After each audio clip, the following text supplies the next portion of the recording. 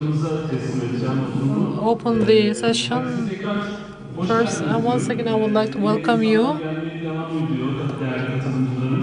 So, distinguished participants are still coming inside, and in this session, we will be talking about global drug policies. And Mr. Gilberto Guerra will chair this meeting, and then we will have our other panelists here.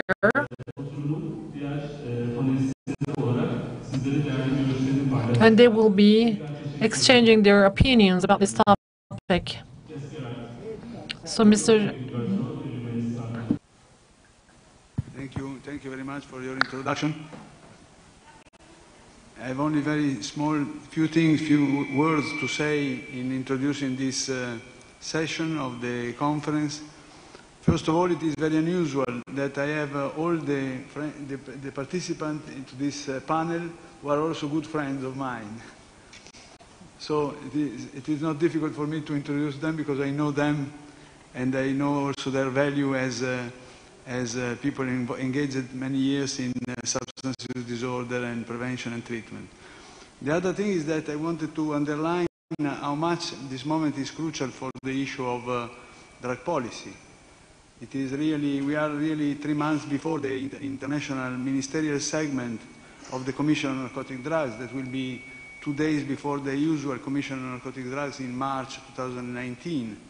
And member states are engaged already all the last year in a very strong, intensive debate about drug policy with different point of view, with some discussion that is going ahead about many topics. And particularly we have the issue of the implementation of the General Assembly Special Session on Drugs outcome document.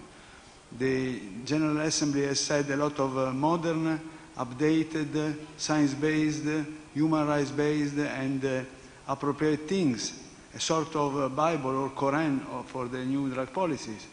And now it is the time that member states should verify what happened in the last 10 years, starting the political declaration 2009 until the next CND in 2019, on the basis, in the light, looking to the convention with new eyes that are provided by the ANGAS document. I think that the people working here, as I said, they are very skilled because they have a long career in drug practice and drug policy, and I think that they can contribute to this discussion. I will also suggest a way at the end of the session that we maintain the content and in which way they can contribute concretely to the debate in March of the CND. With this, I give now the floor to a speaker who is outside Istanbul.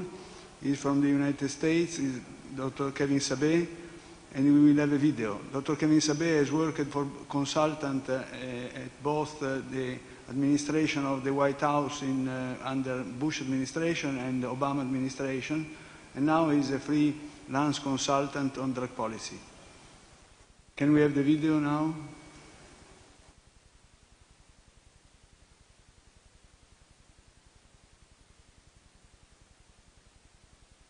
No video?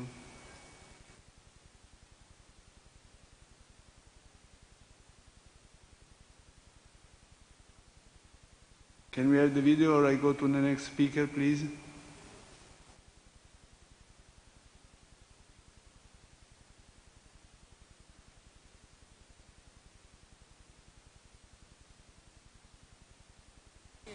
Yeah, thank you.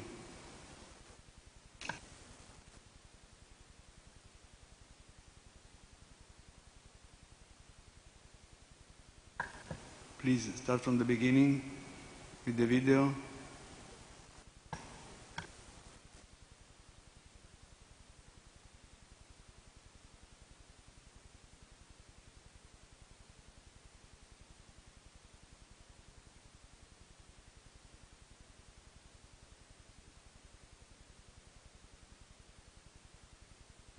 I very much wanted to incredible people and culture, and most of all to be around friends and colleagues like yours that are really making a major difference on the global level.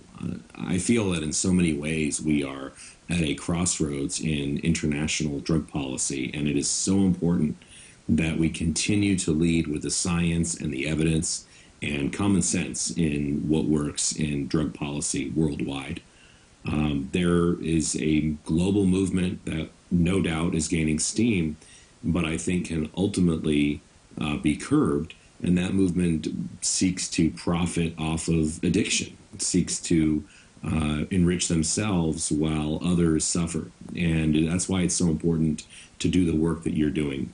Over the next 5 or 10 minutes, I'm just going to go over some recent developments we've had in the United States and some of the things that I'm very concerned with.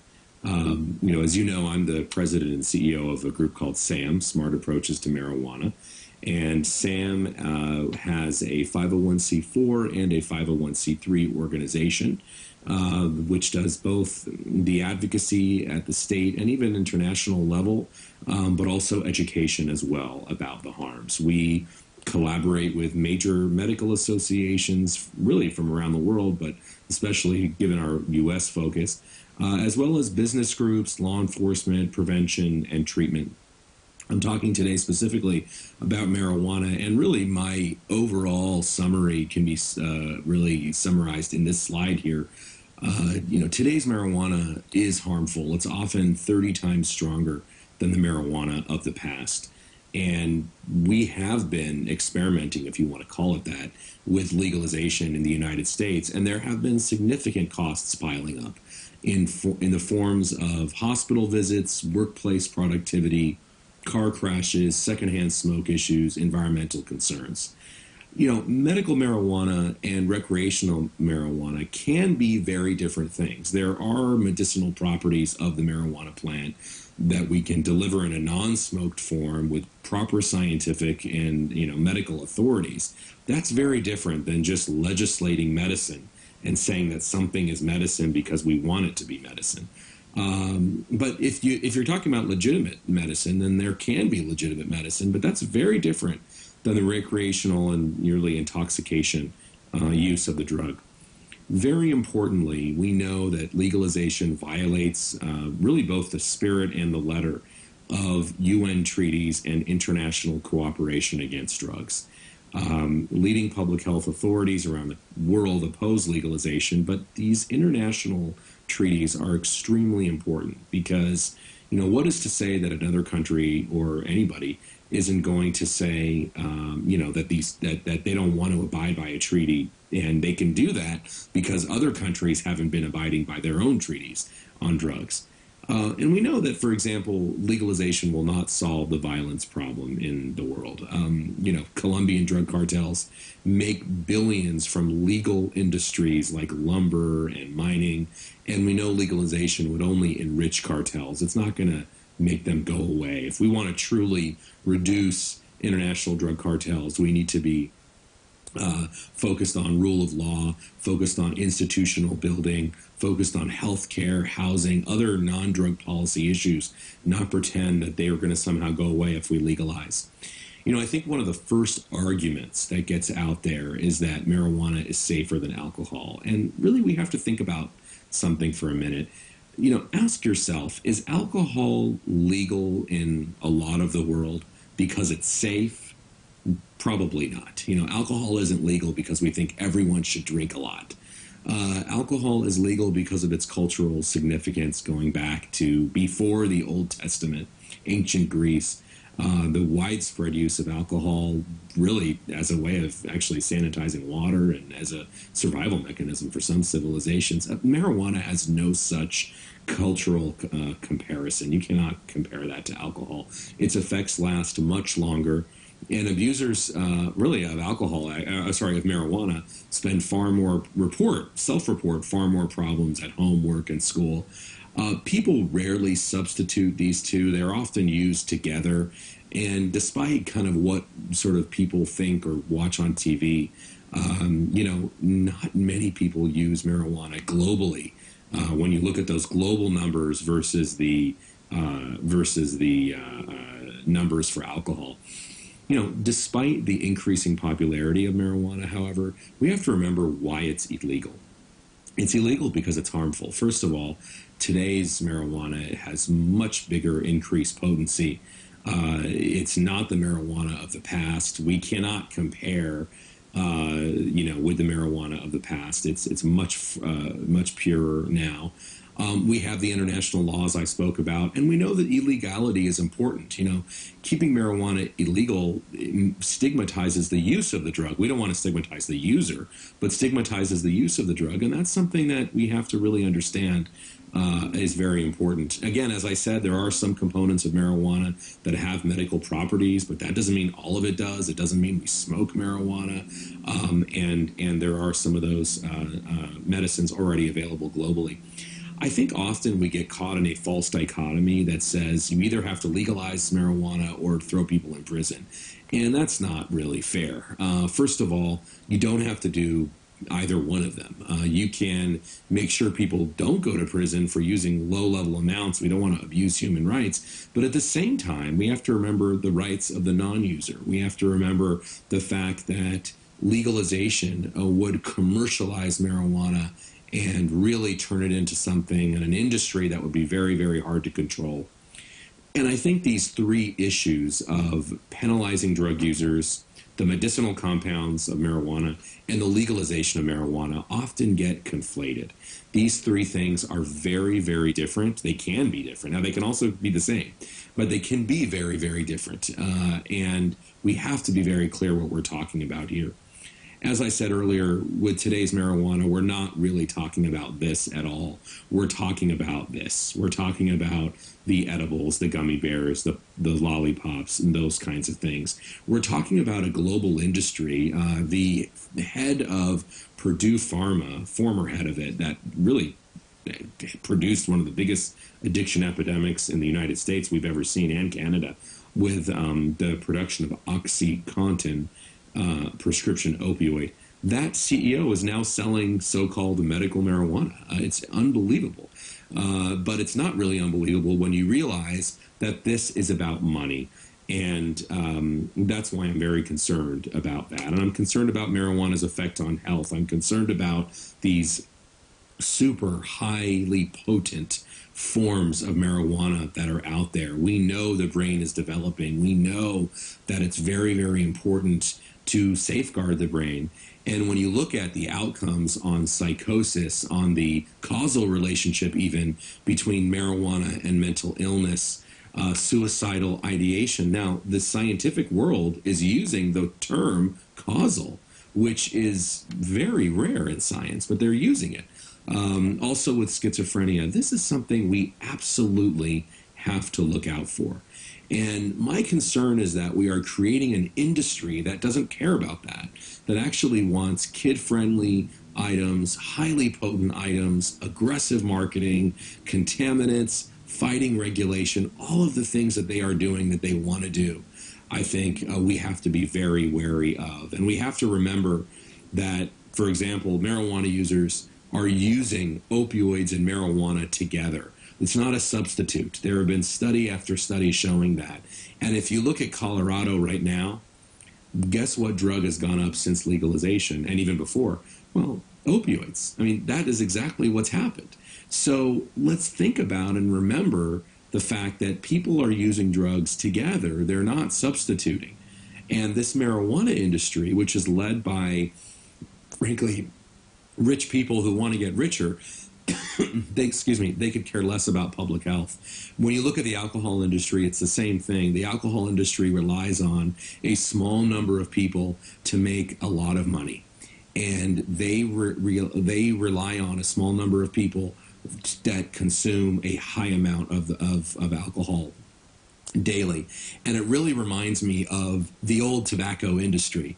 You know, the tobacco industry that said marijuana, was medicine. Tobacco was medicine. They had asthma, cigarettes, if you can believe it. They had, camels, more doctors smoke camels. All of these things we are repeating. And I feel like we're living in 1918 now, at least in the United States, with regards to marijuana, because we have seen in Colorado the relentless advertising, the storefronts. And here are Sesame Street children's cartoon characters on the side of a marijuana store. Santa Claus. I mean, all of these things they are using to promote and market marijuana. And if we don't think this is being marketed to kids, we're being fooled. By the way, it's also being marketed to vulnerable populations like pregnant women. A study found that 70% of marijuana dispensaries in Colorado recommended this to pregnant women. So it's really something we have to look out for.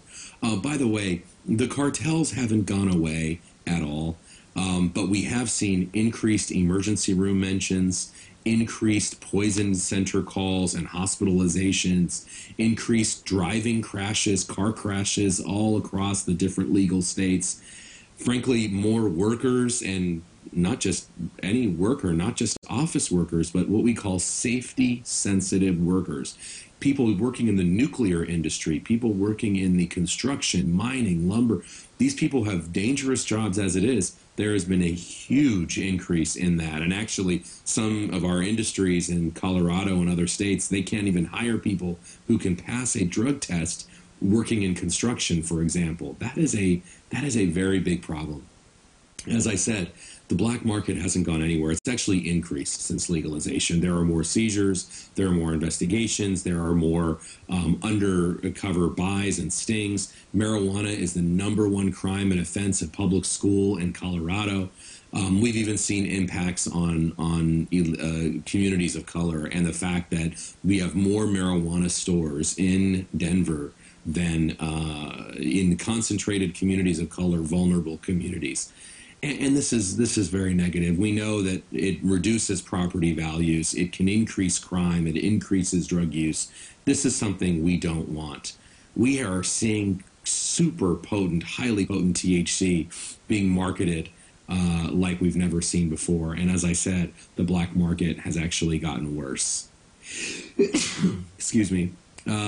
We are failing to regulate pesticide use. We're failing to regulate the additives that are being put in these products. So people who think that they're getting something, safe, they're not. There have been hundreds of thousands of recalls that have happened there. So, it's something that we're monitoring. Our SAM website has all of this data, and the website I'll show you at the end, but you can get our report about Colorado and other states. You can sign up for our alerts. You can, do those things. One thing I want to finish with is a final word from the head of the National Institute on Drug Abuse. She published this in the New England Journal of Medicine. She said, repeated marijuana use during adolescence may result in long-lasting changes in brain function that can jeopardize educational, professional, and social achievements. However, the effects of a drug on individual health are not only determined by its pharmacologic properties, but also by its availability and social acceptability. So in this respect, legal drugs like alcohol and tobacco offer a sobering perspective, accounting for the greatest burden of disease associated with drugs, not because they are more dangerous than illegal drugs, but because their legal status allows for more widespread exposure. So look at this. The fact that it's not just the property of the drug, but its legal status that allows for widespread exposure. I wrote a book, if you're interested, you can get it on Amazon, and it ships internationally, called Reefer Sanity, 7 Great Myths About Marijuana, where I go through these myths. I also co-edited a volume in Oxford University Press that just came out called Contemporary Health Issues on Marijuana. These are several websites, including the SAM website here, to learn about sam.org. If you're interested in going to our website, learnaboutsam.org. You could also email us at info@learnaboutsam.org. I want to thank you for everything you are doing. It is so important. We are living in strange times when industries, and we've seen this in the past, are really trying to profit off of misery, and we have to hold them to account.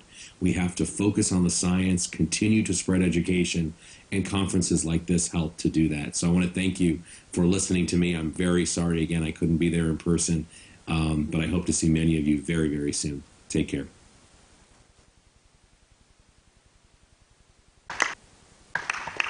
We thank Dr. Kevin Sabet for this presentation, and we have to say that the Evet, buradaki konu çok sıcak bir konu. Hepimizi ilgilendiren bir konu. Şu anda bunun marihuana'nın, esrarın yasallaşması konusunda karşıtlığında konuşmalar yapacak bir arkadaşımız burada, NCB'den. Buradaki keyfi kullanımda esrarın ve bu da konvansiyonun net bir şekilde aykırı olması anlamına geliyor. Ve bu sunumun sonunda buradaki göndermiş olduğumuz mesajda şunu söylemek istiyoruz. Buradaki program da marihuana'nın ve esrarın kullanımı yasal olarak gençleri ve küçük yaştaki insanları kötü yolda etkiliyor. Bu şekilde değerlendirebiliriz bunu. Son olarak da şunu söylemek isterim ki iki şey var burada noktada. Bir taraftan medikal kullanımı var esrarın, marihuana'nın. Onun bir şekilde, düzgün bir şekilde işlenmesi ve sonrasında üzerinde testler yapılması ve terapötik anlamda kullanılması ayrı bir şey. Keyfi şekilde kullanılması bir coffee shop'ta ya da sokakta kullanılan esrarın kullanımından çok daha farklı bir durumdur. Bunun arasındaki farkı ortaya koymamız gerekiyor. Burada bir tedavi var, bir de keyfi anlamda kullanım var. Bunların ayrımı gerçekten bizim için çok önemli. Yasal esrara baktığımız zaman çok tuhaf bir fenomen. Bunu görmemiz lazım. Bunun kontrol edilmesi de çok zor bir durumda. Bu normal kullanabilecek uyuşturucular hiçbir şekilde sizlere verilmez. Eğer bir doktor gidip size No, I am not diabetic. I want insulin for fun, for recreation. Or lithium salts that are used in bipolar disorder, used by the people for fun, for recreational purposes.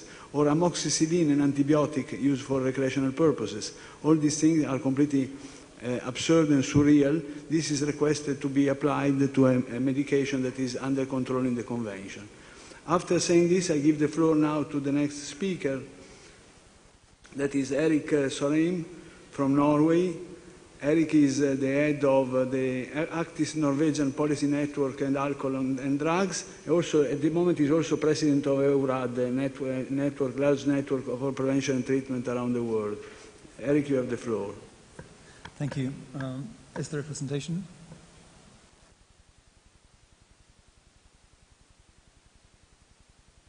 Yeah, cool.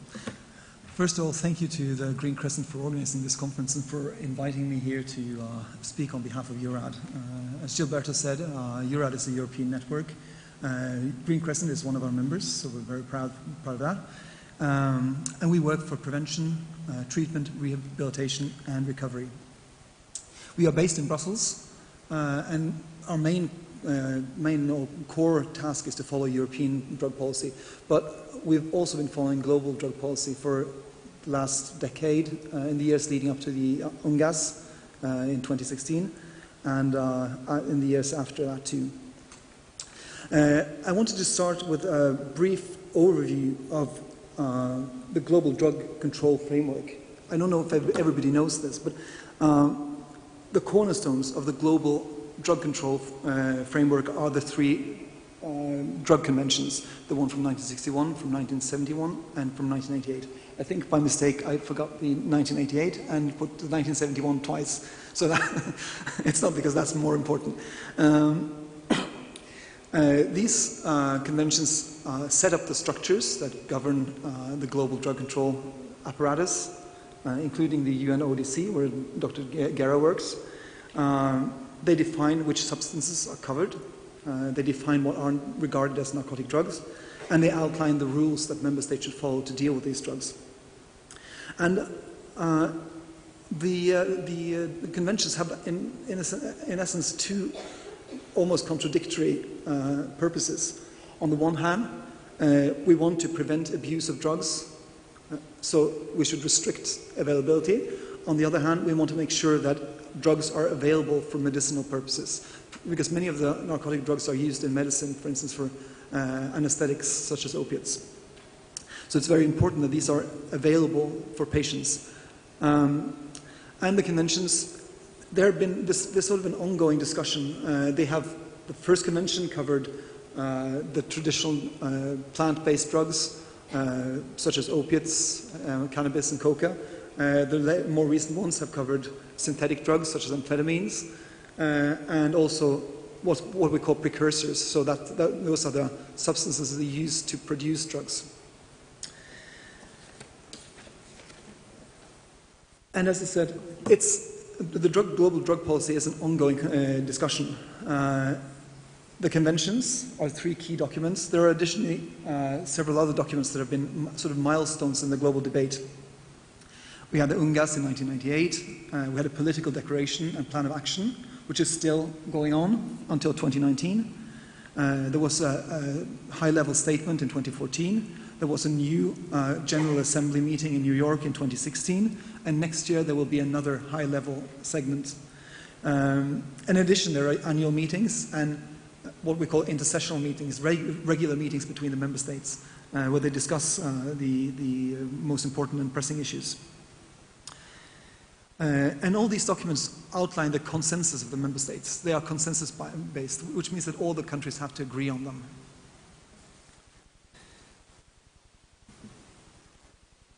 The international drug policy debate sort of culminated in 2016 with a new global consensus on drug policy at UNGAS 2016. It was the summit in New York.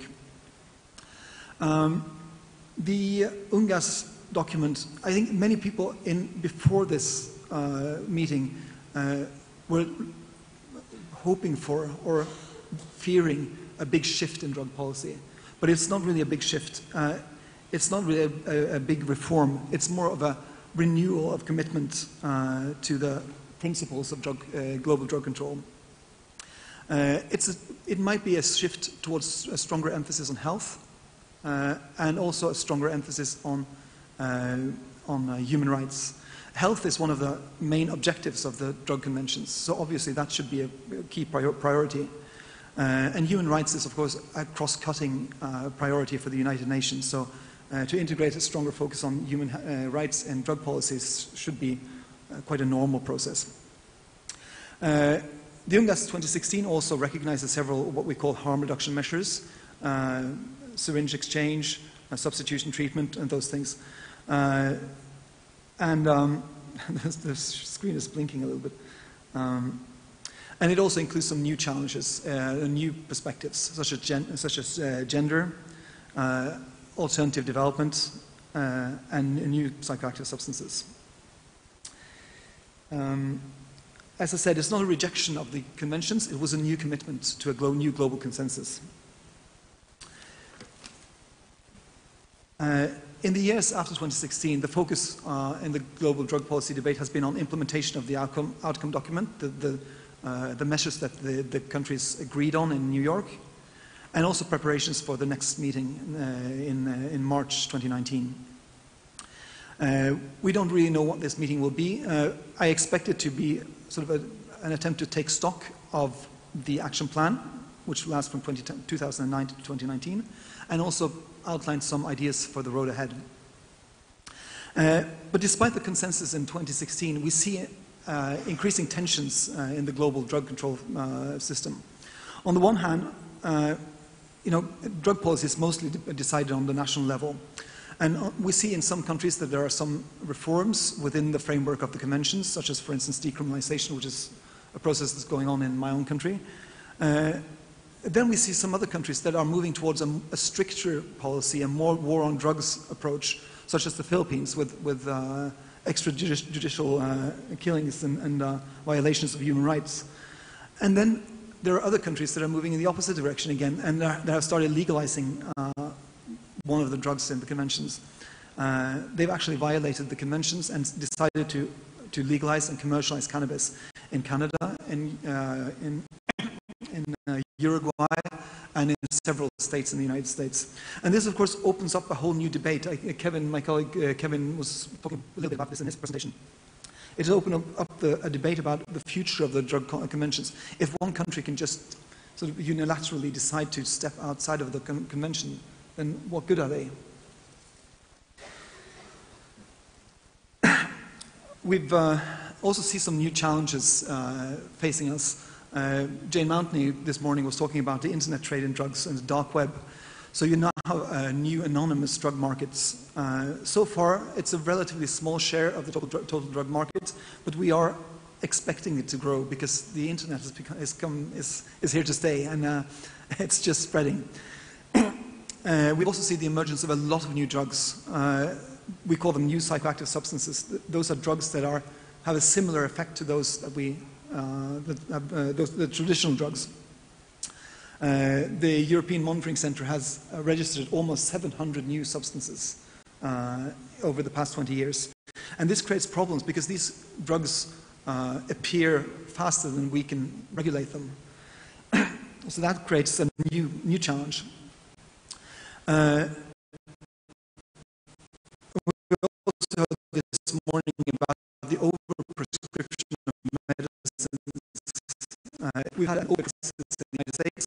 We heard about the issues of tramadol in Africa. So there's almost the implicit fentanyls. And on the other hand, we have underprescription of drugs. The International Narcotic Control Board estimates that 75% of the world's population don't have adequate access to medicines. Civil society is an active partner in the drug policy dialogue. We contribute to the process both on the international and on the national level. And I think for us, who often work on the international level, it's important to stress that most of the important work is going on the national level. So the most important contribution that you can do is to talk to your own government and to share your priorities. Because when your governments come to the international meetings, they have already decided. We can't really influence them that much there. So the groundwork has to be done on the national level. I think most of the civil society actors welcome the new emphasis on health and on human rights. I think that's a positive development. A move away from a strictly punitive approach to drugs. But there is a division among civil society between what we can call prevention-oriented groups and harm reduction-oriented groups. And also those groups that want to go even further and to regulate and legalize and regulate all drugs. In the civil society debate, I think that it's fair to say that the harm reduction-oriented groups have been dominant. And for us, it's really important that a broad range of organizations and perspectives are heard. So we're very happy that the Green Crescent is so active on the international level now. Sorry.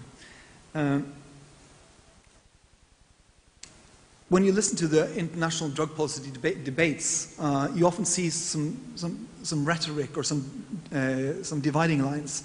You often hear a contrast between prevention and harm reduction. People talk about a war on drugs and versus legalization. The vision of a drug-free world versus sort of a pragmatic acceptance that people will always use drugs and we just have to deal with it. An approach that stresses the justice sector or the health sector. Prohibition versus human rights. And I think these are false, my colleague Kevin talked about false dichotomies, and I mentioned false dichotomies. It's false choices.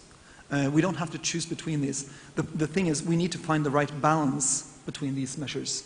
In the international drug policy debate, we also often talk about a balanced approach, which means that you have to use different tools, different methods. You have to talk about reducing demand, you have to talk about reducing supply, and you also have to talk about health services for drug users.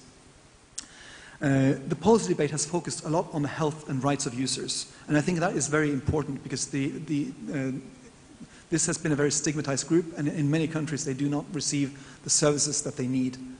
But the drug problem does not just affect the users. It also affects families and friends and communities. So the focus on just the users is too limited. We cannot solve an epidemic, we cannot tackle an epidemic just by treating the sickest users, the sickest people.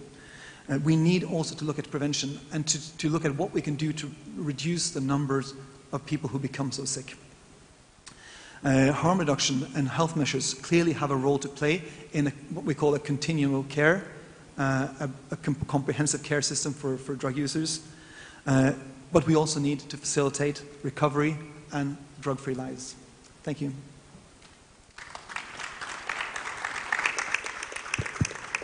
Many thanks, Eric, for this very impressive presentation, particularly because of your balanced approach and what I can call ideology-free approach. When you bring the things to the medical approach, to the social protection, etc., you can forget the ideological approaches that are going to make people using people instrumentally. There is no conflict between taking care of people in the street at risk of dying for HIV or overdose or cold or starvation, respect to prepare the new generation for prevention. It is a false dichotomy that's been created by the ideology. So we have time for one question to Eric, if you want, from the floor.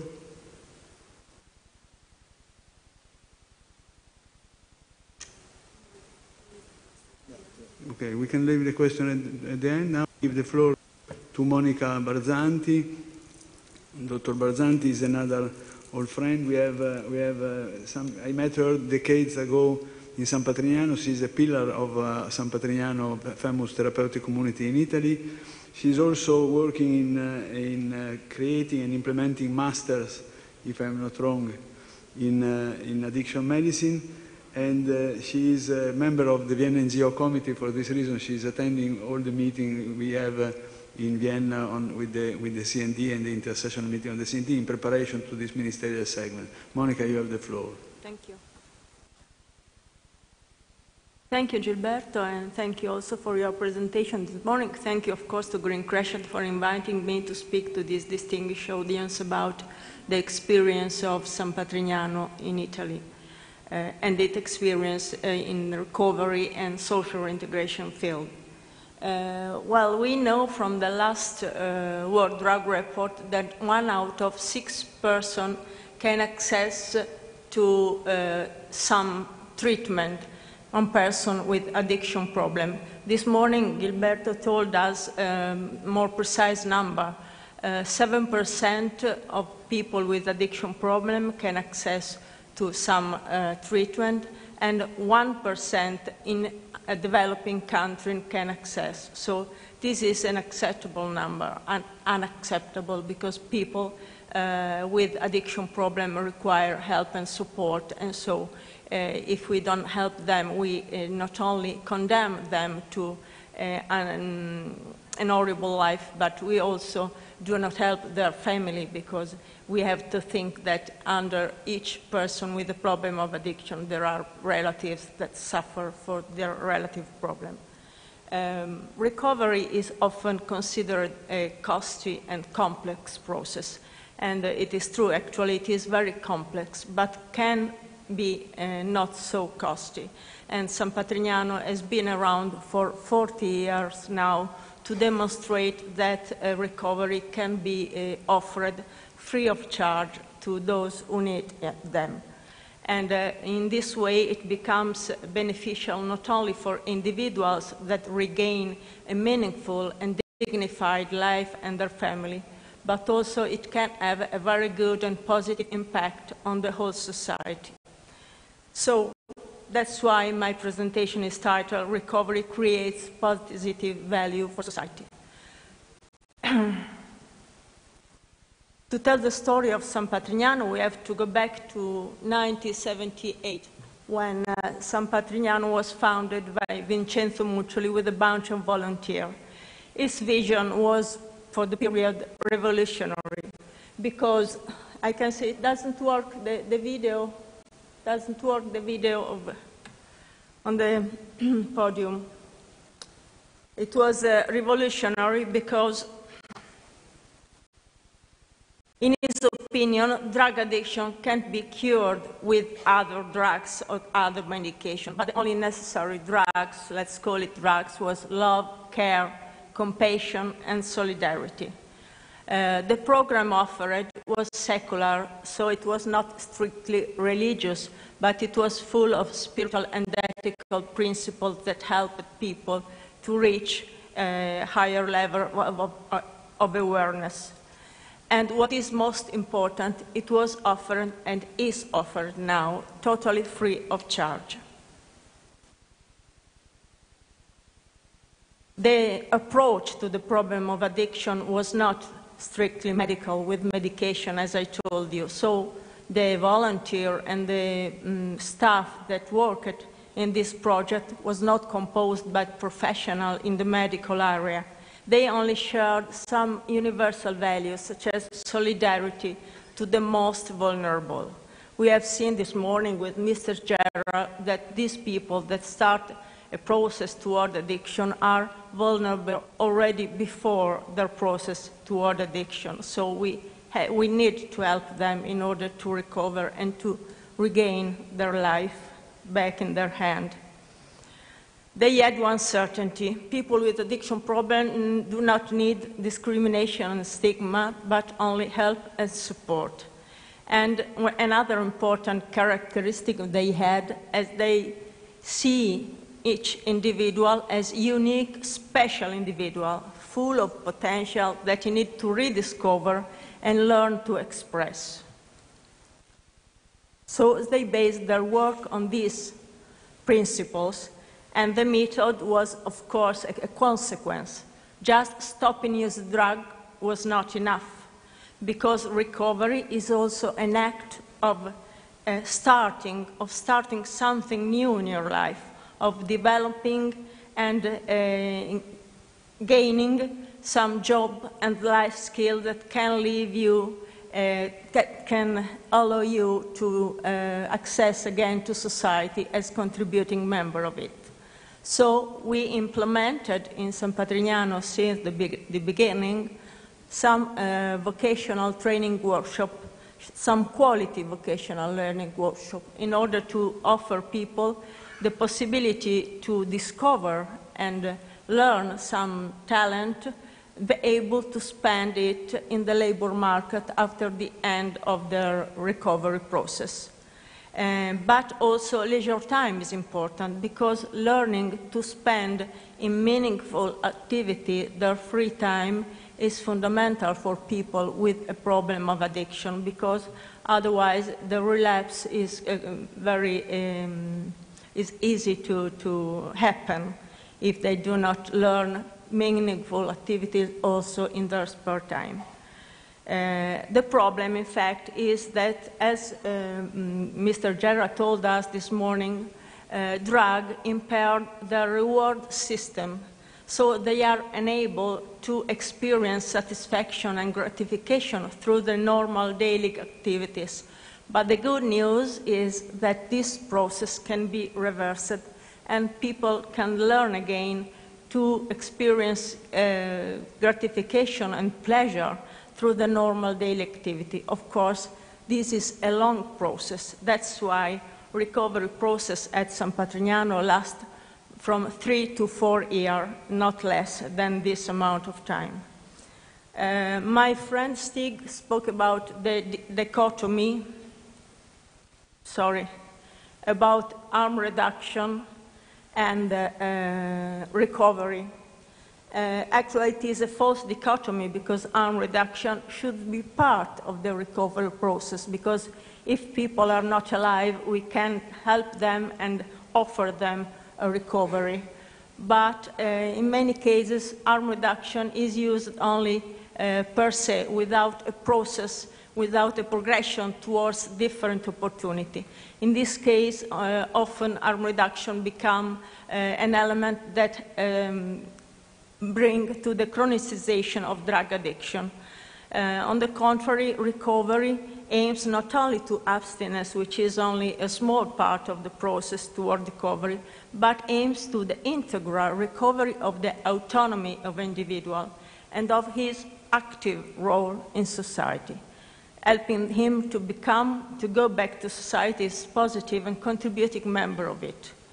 Now, science gives us evidence that this is possible. Of course, the process is quite long and requires a lot of daily training, daily engagement, and a long period of time in order to reverse this process in the brain. But neuroplasticity of the brain, if it can be damaged and by the negative experience, can be improved and can reverse the process if people live positive experience in their life. So the epigenetic can work also in positive, bringing people towards total and integral recovery. But of course, recovery is not a walk in the park. It can be very challenging. To choose to embark in a process of recovery is an important choice for people because it is a long-term process always. It can be short. There doesn't exist short fixing in the recovery process. Because normally people with addiction problem live a life in isolation and they mistrust all around them. While in the recovery process, it is important to trust people around you and to accept other people's help. And also, people with a problem of addiction do not want to take responsibility of their choice and always blame other people for their problem, for their mistakes. On the contrary, they have to take their own responsibility and win the tendency to manipulate reality. Of course, they have to learn the rules of common living and to manage the excess or lack of strong emotion that they use to experiment with drugs. So they have to learn to live normal, let's say, emotion without the support of chemicals that enhance the strength of their emotion. In one word, they have to recover the ability to experience pleasure in everyday life and activity. There is a problem with the screen. Another issue which is very important is to cope with the reemergence of traumatic memories in order to be able, at the end of this process, to regain the long-lost self-esteem, because people with problems of addiction have lost their self-esteem long time ago, and they need to regain it, to learn that they can cope with life with their own strength and not with the help of drugs coming from outside to support them in their capacity to face life. We said that trauma are important, and actually, since we started to report them, we discovered that 40% at present, 40% of our female have been abused in their childhood, physically or sexually, and also that a very high percentage of them have some problem in the family of origins, such as dependency of the parents or psychiatric disorder in the parents. Most of them have also, along with addiction, some eating disorders. All these issues require to be addressed by professionals, by psychologists, psychiatrists, or psychoanalysts, because it are issues that are underlying the addiction problem and often has led people to this problem of addiction. So we said that San Patrignano is totally free of charge for the resident, for the family, for the state, but San Patrignano has a cost, of course, because it has accommodation cost, food, and educators, self-care, legal assistance, school, sport, recreational activities, all the normal life that our people do in their residential program. And also there are a number of increased costs. We said that we need more individual psychotherapists because of the traumas that are emerging more and more frequently in people in the program. We also implement a parenting program in order to support our father and mother with addiction problem to overcome also their problem in relating to their children and thus reducing the second generation drug addicts, which is very frequent nowadays. And also, as in Italy, but not only in Italy probably, there is a huge unemployment problem. We have to implement professional training courses in order to allow our people to find a job when they go back to the labor market. So the matter of sustainability is, of course, a problem. but with our activities, we tried to reach the sustainability, as I told you. And actually, we have gained in 2017 68.7% of the revenues necessary for our daily life from our activities. The rest, 31%, around 21%, come from donation. It doesn't work. So we tried this year to calculate how much we give back to society with our work. And we found, not we, but two universities in Lisbon and in Rome, get three indicators to calculate the value of what San Patrignano does for society. So they calculated, for example, the value generated by 260 people reintegrated into society in 2017. They produced a value, they gained a monthly salary, which was calculated an average of 1,100 euros, for a total of 3,170,000 euros. Then we also calculated the reduction on the cost of drug addiction, which means that states has to pay therapeutic center to implement rehabilitation activity. But San Patrignano does not get this monthly fee. So we create a saving for the state of nearly 23 million euros. Another saving that we create for the state is in the reduction of crime cost, because we host, in 2017, we hosted 163 people in alternative to prison, saving to the state more than 2.5 million euros of fee that they normally pay to the people that when they are in prison. So if we sum up all these savings, we can calculate 29 million euros that San Patrignano create as value for society. If we compare this number with the donation that we received in 2017, which are a bit more than 5 million euros, we can say that per each euro we receive, we create a value of 5.21 euros. But I want to add that it is not only a matter of San Patrignano, but recovery create values for society, because people that change their life and go back to society are strongly motivated to give their best. So it is well worth investing in society. But unfortunately, drug policy at the international level are not very oriented in this direction, and often recovery is left in the corner by the implementation of drug policy. So thank you for your attention. I am at your disposal for further questions if you need it. Thank you, Monica. Thank you, Monica. The important two things I want to underline before going to the next speaker. One is about the fact that treatment is an investment and not a cost for the state. The institution and any donor should understand that putting some money in treatment instead of let people untreated, that is a huge cost for the society, is becoming an investment for the society.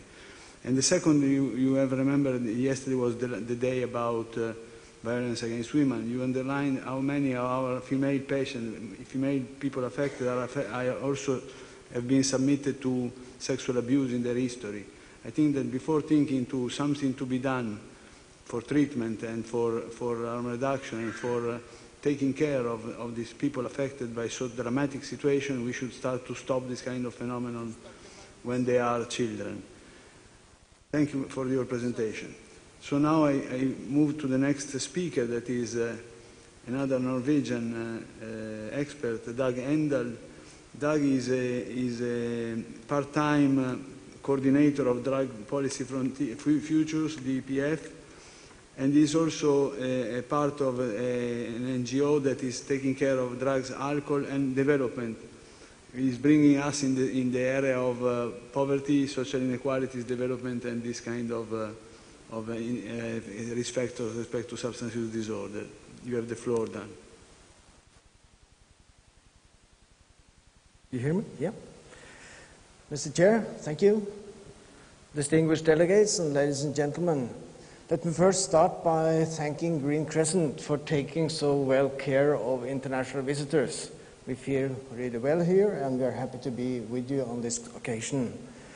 I'm speaking to you on behalf of the international network, another network that is global. It has members from all over the world, and Green Crescent is one of them, and my two other colleagues here in the panel, they also belong to this network. We have chosen a slogan for Drug Policy Futures that goes directly into the most critical discussion issue in global drug policies. And our slogan is prevent, don't promote. I would like to spend a couple of minutes to explain why we have chosen this one. I assume that many of you have heard that there is a drug war going on these days. I objected to that notion for many years because I didn't believe in it. I have changed my mind, and I now admit that there is a drug war going on, but that is the war for drugs.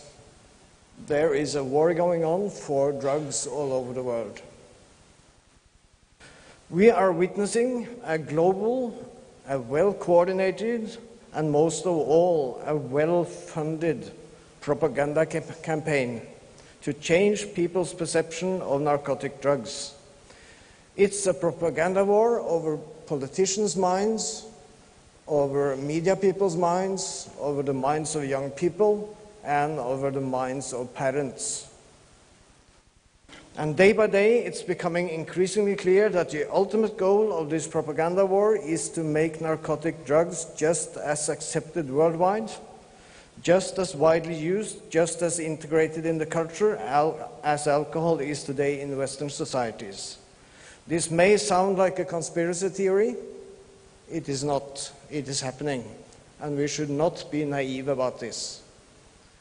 We don't understand the discussion and what to do if you don't understand that there is a propaganda machine going on to normalize and legalize drugs. And this is one of the reasons why we have chosen Prevent, Don't Promote, because we believe that drug problems can be prevented. The propaganda war for drugs is increasingly focused on legalization or not. However, experience shows, not the least from the United States as presented by Kevin, that legalization is much more than changing a paragraph in the law book. Such formal changes of laws trigger a lot of other developments that in some create a very scaring picture, if you shall judge from the American example. The states in the US that have legalized cannabis experience a real drug bonanza or craze around the drugs and around smoking. As already alluded to by Kevin, legalization has been followed by three dangerous trends. One trend is commercialization. We could say a lot about how money comes into the cannabis issue in the United States and how that changes the whole picture, the whole debate. There are now communities in the US where there are more marijuana outlets than Starbucks and McDonald's together. There is big money in this. And we see that these vested interests are very concerned to convert their economic power into political power. Secondly, legalization and commercialization is followed by normalization.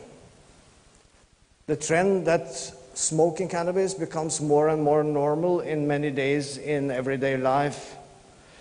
You get cooking classes, you get smoking in films, there is smoking at workplaces, schools. insertion of cannabis ingredients in all types of products, like it was shown here, sweets.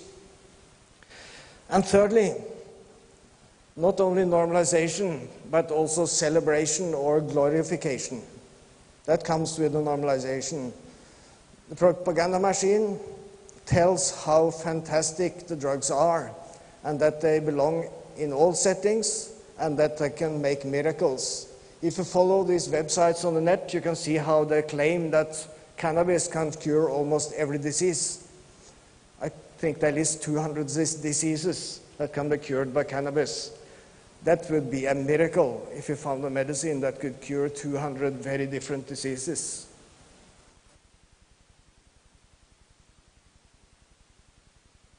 It is claimed that it is a gift from nature and it is a gift from God, nothing less than that. We have already heard that there are intense drug policy discussions going on in the United Nations. We have heard about the UNGAS, we have heard about the declaration from 2009. We know that they shall take stock of the discussions after 10 years in March next year. And we are now in the, you could call it the post-UNGAS period, or you could call it the pre-2019 period. But what is more important is that there is also a post-2019 period. There will be very many years of intense discussions and conflicts around drugs in the United Nations for the years to come. So better be prepared. Discussions on drugs in the United Nations have become increasingly difficult over the years. On the one hand, we have witnessed good, constructive debates. I think we can say that, Mr. Gera. Good discussions in the Commission on Narcotic Drugs, where countries have met to exchange experiences, to give examples, to tell what is happening in the different countries. On the other hand, there is an underlying polarization of the international drug debate. It is becoming more and more difficult to reach consensus among the member states, as mentioned by Erik already. It is in this setting that drug policy futures and our members try to influence the course of the discussion. It should be said at this point that civil society is also split in two, just like the member states are, and maybe civil society is more clearly split into sections than the governments are. This means that when I'm now commenting on what civil society should do, I am speaking about those NGOs that have the same political orientation as we have in Drug Policy Futures. I see a number of important roles or messages for our part of civil society in UN discussions in the years. The first is to be the voice of the silent majority. We heard this morning that 5% of the adult population of the world have used drugs last year. That is one way of putting it. The other way, and the more interesting and the more inspiring, is to say that 95% of the world's population do not take drugs. There is only one problem with that majority, that is that it is very silent, at least in my countries and in many countries. Very, very silent majority. There must be someone to speak for the 95% of the world's population. The second thing is to defend the United Nations conventions on drugs. They are not perfect. Some of them are rather old. But the most interesting thing with them, as has been made very clear in Vienna over the years now, that these conventions, they offer a lot of room for action by the governments. They are not very strict or tight. Governments have a large possibility to formulate national policies according to national interests. The third, to advocate for broad and balanced policies. Very often you have discussions where people believe that there is a silver bullet here, that you can find something that solves everything. That's not the case, but what we have is a big toolbox.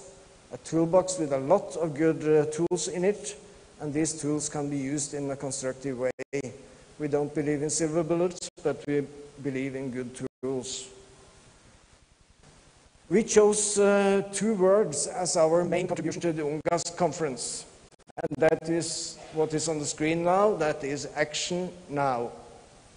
Our opinion is that we don't need any more seminars or documents or declarations or commissions.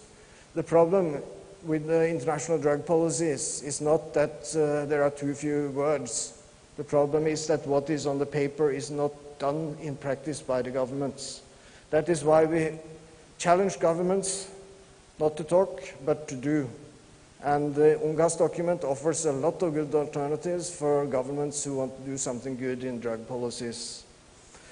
And then the last point, which is a very important reminder to ourselves, and that is that our organizations also have to be drivers for improvements of drug policies. It's important to defend the good sides of existing policies, but it's dangerous only to be defender of what is already established. And there is no doubt that in many countries there is great room for improvements in national drug policies. So we also have to suggest improvements, changes to bring international drug policies forward. These are some of the things that we have to work on in the Drug Policy Future Networks, and we hope to have Turkish allies in that work through Green Crescent and others. Finally, I would like to go back to the title of this presentation and spend the last 3 minutes to introduce the document that we have produced for UNGAS that points at our priority areas. There are hundreds, I think, of proposed actions in the outcome document. I haven't counted, but I guess 200, 300, whatever. And governments can't be expected to do all these things. So we have suggested that governments at least prioritize some of these areas where we know that results can be produced. This is the menu. I will not have the time, and I cannot explain them all in detail here and now, but I'll just mention them to show what are the areas that we have given priority. The first one is to focus in national policies on drug use prevalence as a measure if it goes in the right or in the wrong direction. And for those countries who have low prevalence, the key issue is to keep that low. In those countries with a high prevalence, the aim should be to reduce prevalence figures. Secondly, that is to bring people on board.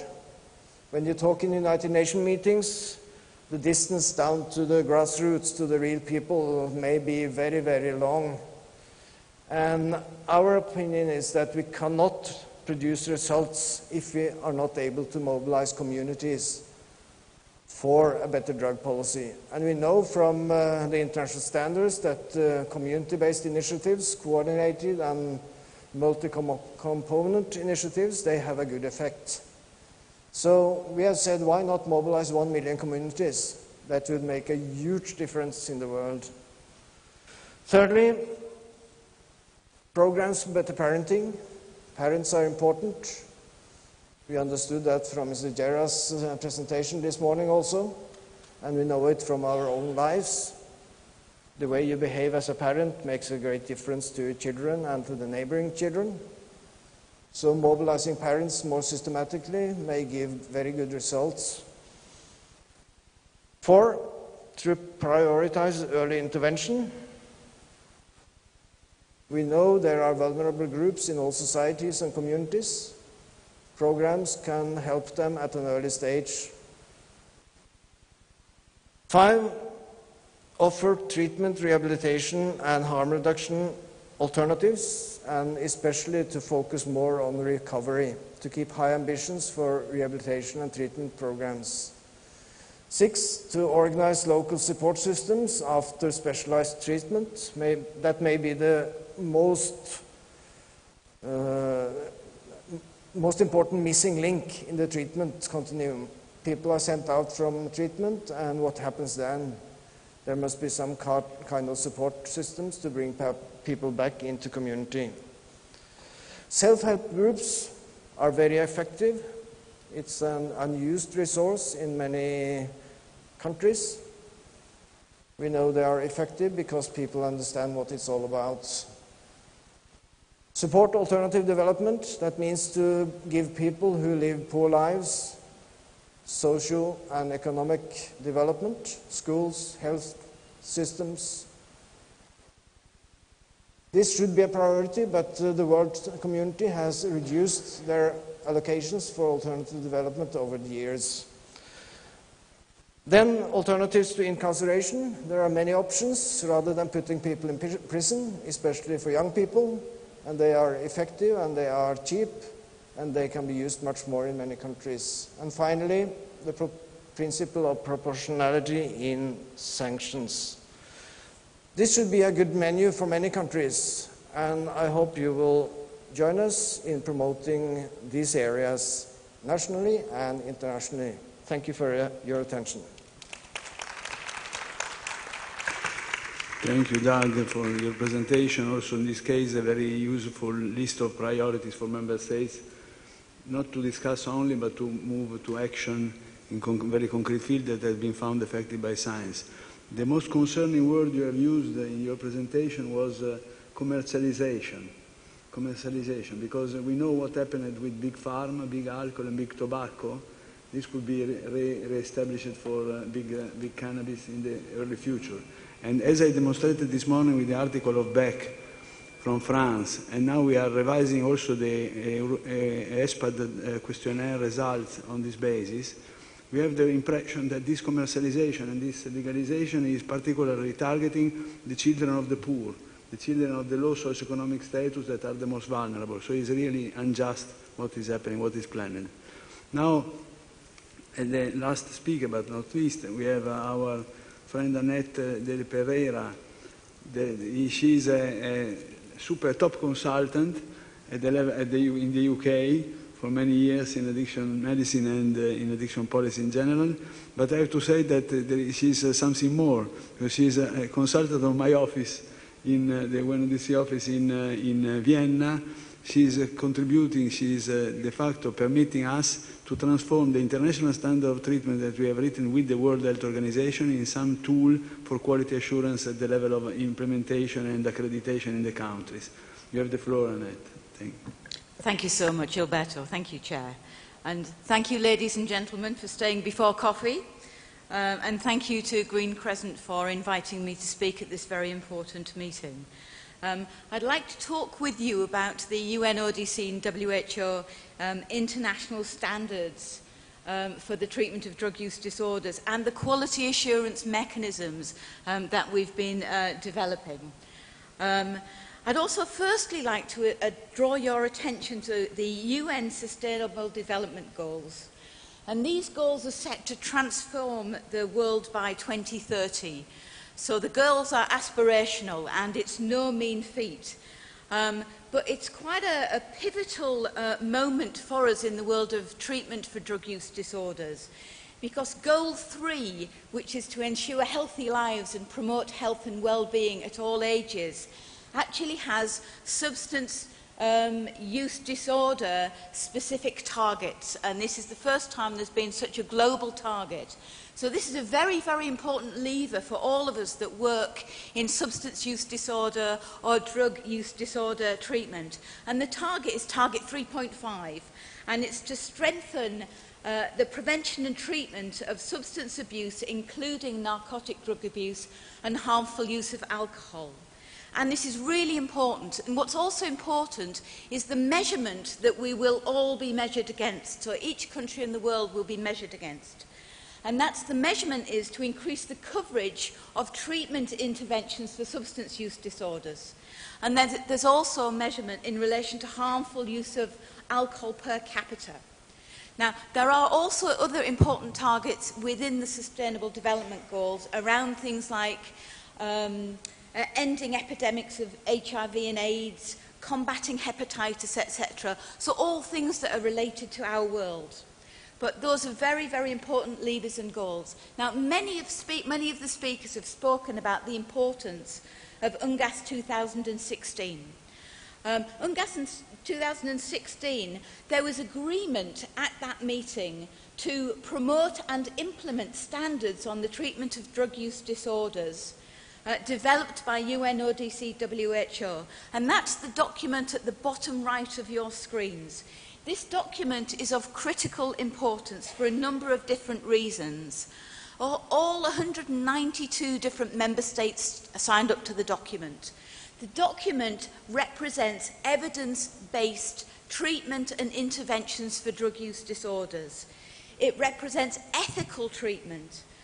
Very importantly, it embraced the range of different approaches as long as there was an evidence base, and that ranged from outreach interventions to reduce the health and social consequences of drug use disorders, including things like overdose prevention, including things like needle exchange, all the way through to drug-free detoxification and rehabilitation, including medication-assisted treatment using things like methadone and buprenorphine for people with heroin disorders, and all the way through to very important recovery-orientated drug treatment and recovery management. So this document embraced a lot of different interventions where there'd been turf wars and fighting. So the critical importance of this document cannot be overstated. WHO have been field testing the document to see how it plays out. So what's in the international standards document? It's a mixture of clinical guidelines, standards, and it outlines a system framework for the treatment of drug use disorders. It outlines 7 key principles that we all need to abide by. And those are that drug treatment should be available, accessible, attractive and appropriate. It should be ethical and based upon human rights. It should effectively coordinate with different systems, including health, social welfare and criminal justice. It should be based upon scientific evidence and respond to the individual needs of patients or service users. It should also respond to the different needs of population groups in different countries, that treatment services should have good clinical governance underpinning them, and that whatever system there is in the country, it should ensure an integrated treatment approach. Now, the document is long and complex. I recommend that you read it. It outlines a range of different treatment modalities and also a range of different interventions for special populations, including women and pregnant women, newborn infants and children and young people, people involved in the criminal justice system, and importantly, it outlines the characteristics of an effective treatment system that should be culturally adapted to meet the needs of different countries. So what does that look like? Okay, so the big triangle on the left-hand side of the screen represents a treatment system in a country or a local area. And as you can see, this should involve all aspects of the community. So we all play a part, whether we are individuals in society, whether we're part of a community agency, whether we're part of a statutory or NGO system. All of those elements are of critical importance, and the integration between the different parts of the system, between community, between self-help, between NGOs, between generic health, social care and criminal justice, or the very specialist drug use disorder treatment system, is all important to make that system work. We need to harness all of the assets that we can in order to help provide effective and coordinated systems for people with drug use disorders. Now, the pyramid on the right-hand side of the screen, that represents the specialist drug use disorder part of the system. And this is where the international standards actively embraces all of the different types of settings that we need and the interventions, from outreach to reduce the health and social consequences, all the way through to inpatient and residential services. And importantly, it also recognises the importance of recovery-orientated interventions and self-help and peer support, all of these different interventions are evidence-based. So, what did we do to develop a quality assurance system based upon this important document? In 2016, UNODC convened an expert group to look at the different initiatives around the world in relation to quality standards. So this group looked at different countries, it looked at things like what standards were out there, what accreditation systems were there, what clinical audit systems, what registration and inspection systems were there, etc. And the first thing it recognised is that many countries have something in place already, some of which were very developed, and some of which were very basic, and some countries didn't have very much at all. So we agreed that we needed to create a very flexible system, something that's not imposed on countries, something that can be picked up by countries and adapted by them, and something that would be useful. We were asked a question at that meeting whether or not we should develop an international accreditation system, and actually it was thought it was too early to do that, and that would be an imposition, it would take too many resources, it could prejudice against countries that didn't have many resources in their system, and that it thought that many countries weren't ready. Now, some of the international quality assurance mechanisms we looked at from around the world included systems from South Africa, and this was a very kind of a low-income country-based system based upon patient feedback. We looked at developed systems such as those in the United Kingdom, my own country. We looked at accreditation systems developed by the US. We looked at the European Union emerging EQUIS system that's just being implemented. We looked at countries such as Chile and Canada, etc. And the expert group decided a number of things. We decided to develop two tools.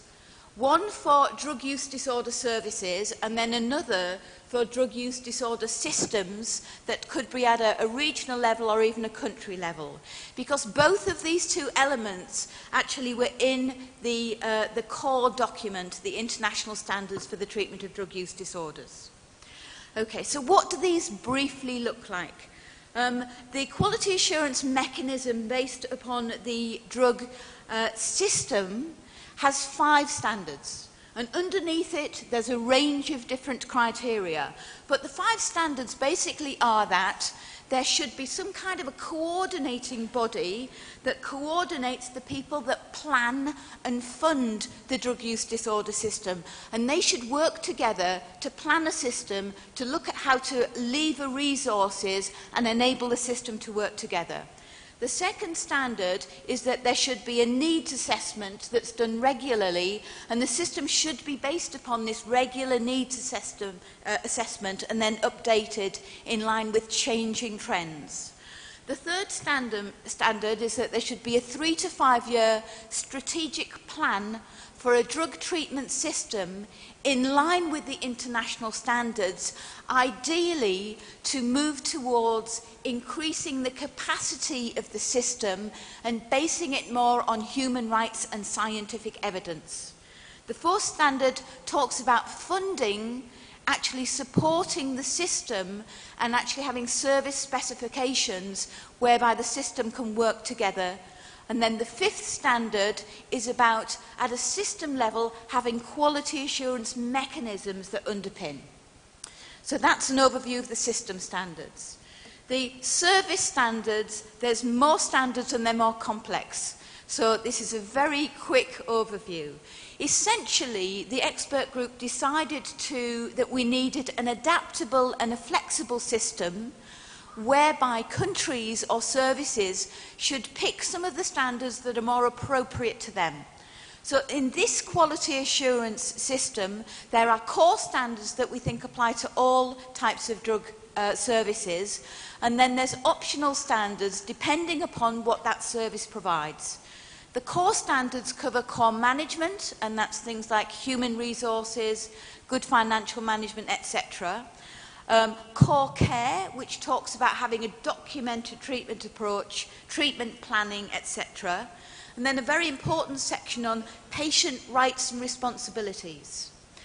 The optional standards then cover the different interventions that a service might provide, the setting that those might be provided in, and then the patient target group. So there's a level of detail underneath this. I won't go through this in detail, but you'll get a taste of some of the different standard areas that are in core management, core care, and patient rights and responsibilities, and then interventions, setting and target groups. The expert group and UNODC thought it very, very important that one of the core mechanisms for gathering evidence on whether treatment services were of good quality was patient feedback and service user feedback, because we're talking about behaviour change. And we know that there is evidence that if service users or patients report that they feel respected and involved in their treatment, they're likely to have better outcomes. Each standard has a standard statement, and then it has criteria, and then it has evidence by which we measure the standard. And underpinning this, there's various different tools that services can use to gather the evidence, including things like patient survey, case note audits, gathering documentation from services, etc. And the idea is that a service will select the criteria and standards that are appropriate to them. They will then select the evidence they need to gather. They will gather that evidence, and that will result in a scorecard whereby they can rate their services in terms of whether they meet standards or not. We've used a very simple blue, red, amber, green system. We found this transfers across all cultures, so where standards are not met, they're marked red. Where standards are partially met, they're marked amber, and where they are met, they're marked green, and blue is not applicable. Okay, now the whole point in doing this is it's not meant to be a punitive exercise in any way. This is meant to be enabling and encouraging encouraging quality in services. So this is about quality improvement. And what we're basically trying to promote is that every country and every service tries to implement a quality assurance and improvement cycle whereby they've identified internationally recognised standards, they've collected evidence and assessed themselves against the standards, they've gathered the evidence, and where they're falling below those standards, they can look to see how they can improve, they can plan improvement, they can try and implement change, and then gradually improve their standards over time, and then recheck and build that quality assurance mechanism in. So we've piloted this system in a number of countries so far. The main pilot has happened in Afghanistan. So the pilot was agreed in 2017. So UNODC worked with the Afghan government, who agreed to pilot this in their services. It was very much a partnership project, and we have to thank our colleagues in Afghanistan for the tremendous enthusiasm and support that they gave to this project. Together we developed a whole bunch of audit tools, manuals, etc. We piloted the system in 20 services all across Afghanistan, and then looked at whether or not it was successful. The pilot was judged as successful, and the Afghan government then decided to adopt this mechanism and create a drug use disorder quality assurance team within their public health department, and they're now rolling it out through all of their services all across Afghanistan. We've also now worked with another 10 countries globally to promote this work and to train people in the use of the quality assurance mechanism for both systems and countries. And we've worked in Egypt, Vietnam, Laos, Indonesia, Nigeria, United Arab Emirates, and then more recently the 4 central Asia countries. And it's been a fascinating process. We find that there is great enthusiasm for the work. People want to be able to demonstrate how good quality they are, and they want to know where they sit in relation to the international standards. The systems work in particular that we've done with the Central Asian countries allowed those countries to reflect upon their systems and look at how they could expand their capacity within existing resources. And they thought that that was a kind of a culture change piece for them.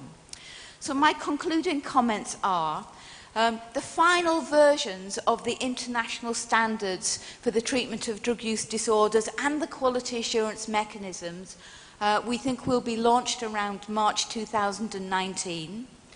The international standards field testing, we know this document has been well received, but it is recognised as being aspirational. And standards should be aspirational. They should lay out the evidence and where we all need to get to. And I don't think that's a bad thing at all. The quality assurance mechanisms and tools has been very well received.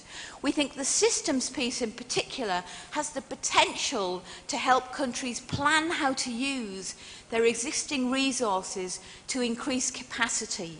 We know treatment for drug use disorder works. We know it's effective. We know it's cost effective. And for any unit of money spent, we get more back in terms of savings to that country. We also know the quality assurance mechanism for services has the potential to help services improve quality. And we need to both increase the coverage and improve the quality. They go hand in hand. We also know and recognise that cultural adaptation is absolutely necessary. UNODC, we're not about imposing these standards or tools on anybody. It's about how can we help you use them to help build capacity. And the reason that we need to do this is we know good quality treatment can benefit individuals affected, but also the local communities and countries that they're in. And the other reason that we need to do this is that individuals with drug use disorders, they deserve nothing less than other patient groups. And that means good quality, effective treatment. Thank you.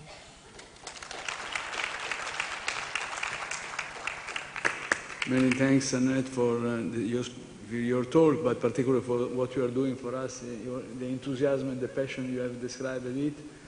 It was very important that you show that the document that we create are with the two logos. I don't know if you noted the two logos of United Nations Office on Drugs and Crime, my organization, and the World Health Organization together. We are doing in parallel, in complete integration with the World Health Organization. Treatment jobs should be done with the big health organization in the UN, that is WHO.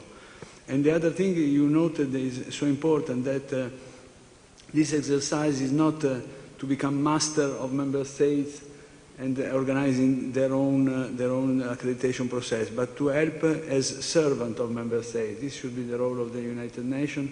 We knock to the door, we ask, do you want to try to do this? And if they are interested, we are there to help, simply to provide some technical indication, but the process is becoming a process owned by the state, and the ownership is completely done by the state.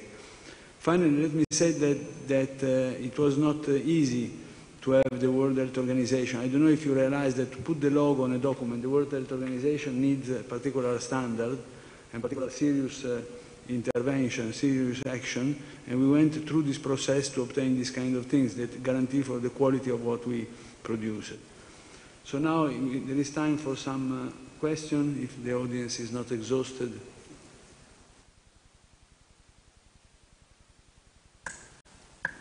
Question, you are too tired? We said everything, evidently. Okay. Thank you for participating until 5 and some minutes, and see you tomorrow for the next part of the conference. Thank you.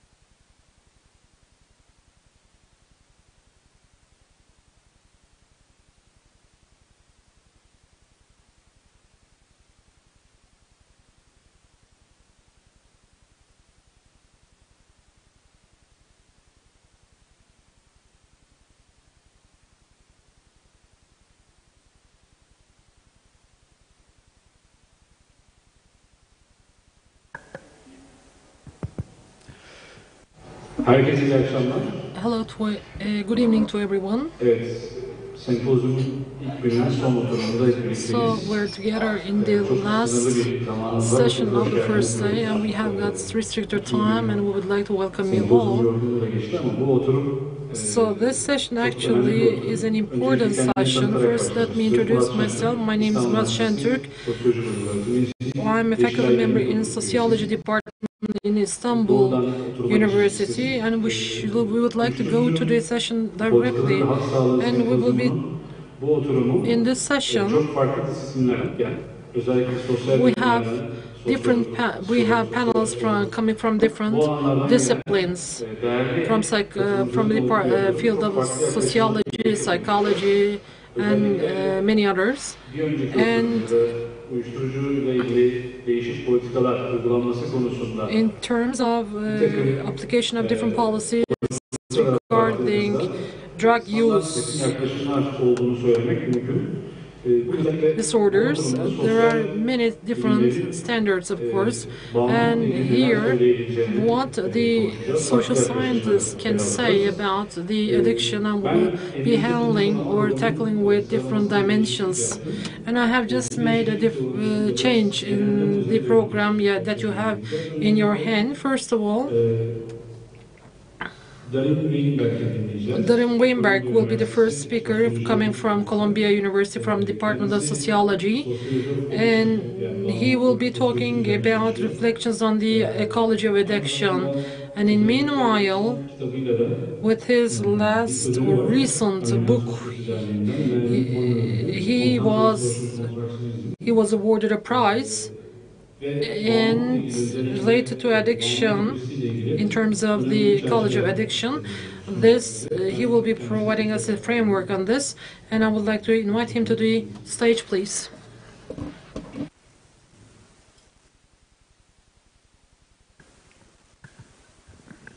we have the slides?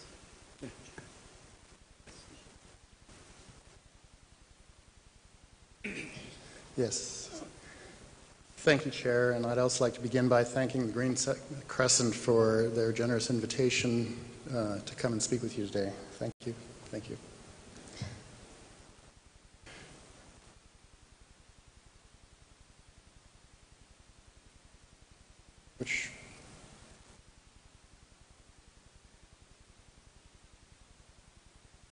Which button?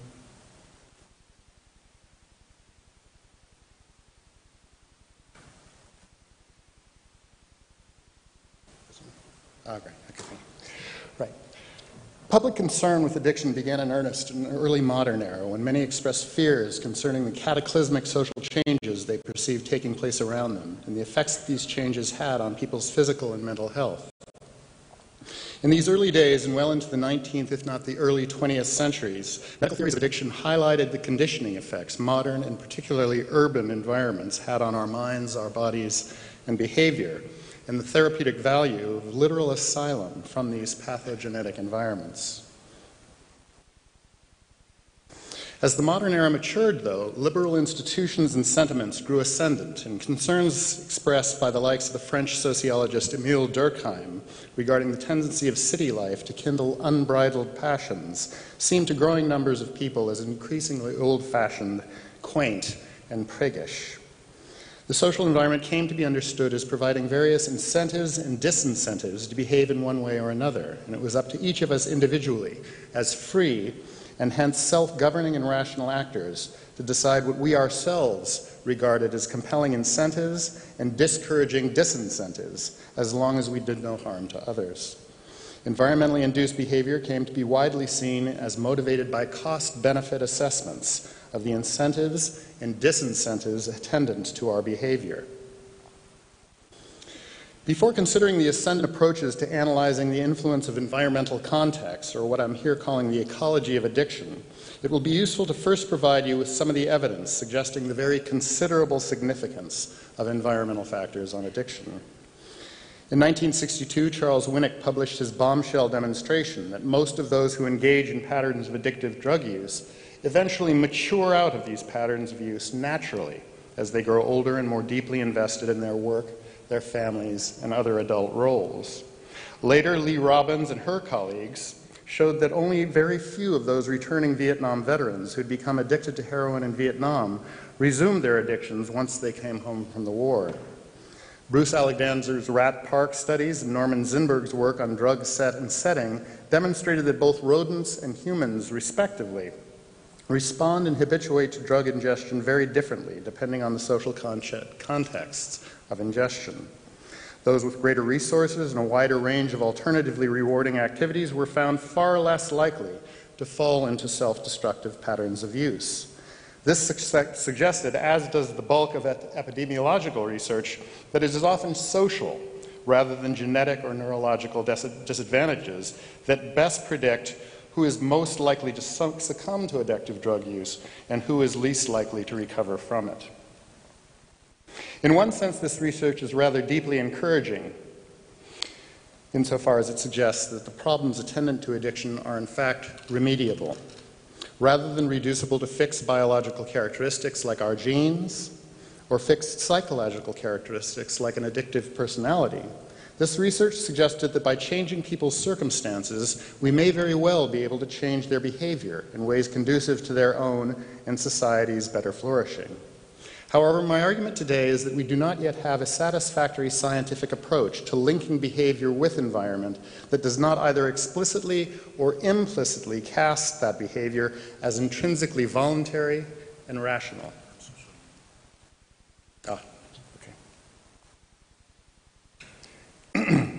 But if addictive behavior is indeed voluntary and rational, though, then on what ground shall we argue that addicts are in need and deserving of compassionate and therapeutic interventions as opposed to mere punishment? After first fleshing out the limitations in this regard exhibited in the contemporary disease and choice literatures on addiction, I will then consider one particularly promising way the influence of environment on addictive behavior can be explained without thereby eviscerating the warrant for specifically therapeutic intervention. For the most part, disease theorists confine themselves to considerations of laboratory science and give at best peripheral attention to the environmental influences on addiction. To the extent they do attend to environmental factors, they are overwhelmingly prone to cast these factors in Pavlovian terms as cues or as secondary reinforcers. According to this logic, drug users cognitively link arbitrary elements of the environments within which drug use takes place with the experience of intoxication. These arbitrary elements of the environment thereby come to cue cravings for drugs, which by virtue of their invariably pleasurable biochemical effects in the brain are understood as primary reinforcers. This way of modeling environmental factors completely misses the now indisputable fact that the pleasurability of these biochemical effects is not a foregone neurological conclusion, but is itself socially, culturally, and personally variable in the extreme. And because it treats addiction as essentially an extreme form of pleasure seeking, it also encourages images of the addict as inherently impulsive, hedonistic, short-sighted, undisciplined, self-centered, and incapable of deferring gratification. Images decidedly inconsistent with the therapeutic treatment of addicts as innocent victims of a disease over which they have no control. In contrast to the addiction as mere pleasure-seeking model, or compulsive pleasure-seeking model, I would insist that people literally use drugs instrumentally in ways that are always embedded in, and at least to some extent, practically responsive to, socially structured contexts of action. In his essay, Medical Inquiries and Observations upon the Diseases of the Mind, Benjamin Rush wrote in 1810 of an archetypal account of someone whose addiction had rendered him beyond any capacity to attend rationally to his environment. When strongly urged by one of his friends to leave off drinking, an habitual drunkard said, "Were a keg of rum in one corner of a room, and were a cannon constantly discharging balls between me and it, I could not refrain from passing before that cannon in order to get at the rum." Since roughly the 1980s, a growing collection of self-described choice theorists in economics, social psychology, philosophy, and even neuroscience itself has sought to more rigorously develop the position that addiction does not normally resemble anything close to this level of compulsive disregard for one's circumstances. These theorists tend to begin with the observation that most behavior attributed to addictions is quote-unquote incentive sensitive, or at least partially consistent with cost-benefit analyses. While they are certainly correct in this respect, we should be careful not to make too much of this. Plants are incentive sensitive in the sense that they grow toward resources like light or water, but we would not normally want to conceptualize this as a voluntary choice. Most choice theorists have abandoned the effort to explain addiction by the lights of orthodox rational choice theory. For example, George Ainsley and others have influentially argued addicts are prone not only to prefer present to future rewards, but also to, quote, hyperbolically discount, end quote, the prospects of future costs and benefits. The greater the expectation of immediate reward, and the greater the expected intensity of that reward, the more we become vulnerable to temptations to abandon our longer-term plans and preferences. Hyperbolic discounting, though, is not a form of deliberation confined to addicts. It is a widely shared tendency we all exhibit, whether addicts or not.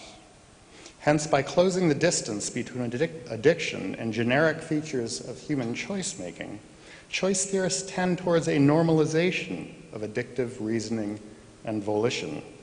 This makes it difficult to see why or how addiction should warrant suspension of our default practices of holding ourselves and one another morally accountable for our actions in favor of a more therapeutic, sympathetic, and exculpatory stance. Therapeutic work does not in the first instance require scientific theories that serve only to plausibly explain addicted behavior. It specifically requires theories that allow these behaviors to be plausibly disowned. It is only by plausibly distinguishing the free agency of addicts from the effects of their addictions that people might be simultaneously understood as amenable to therapeutic empowerment or emancipation from their addictions, and somehow also afflicted by an addiction that justifies and demands such a therapeutic engagement in the first place. Furthermore, those struggling to overcome addictions require theories that go beyond merely providing credible justification for absolution or the disowning of past misdeeds.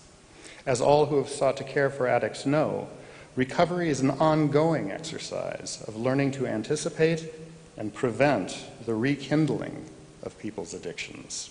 And it requires theories that not only facilitate, but actually warrant such a project in the first place.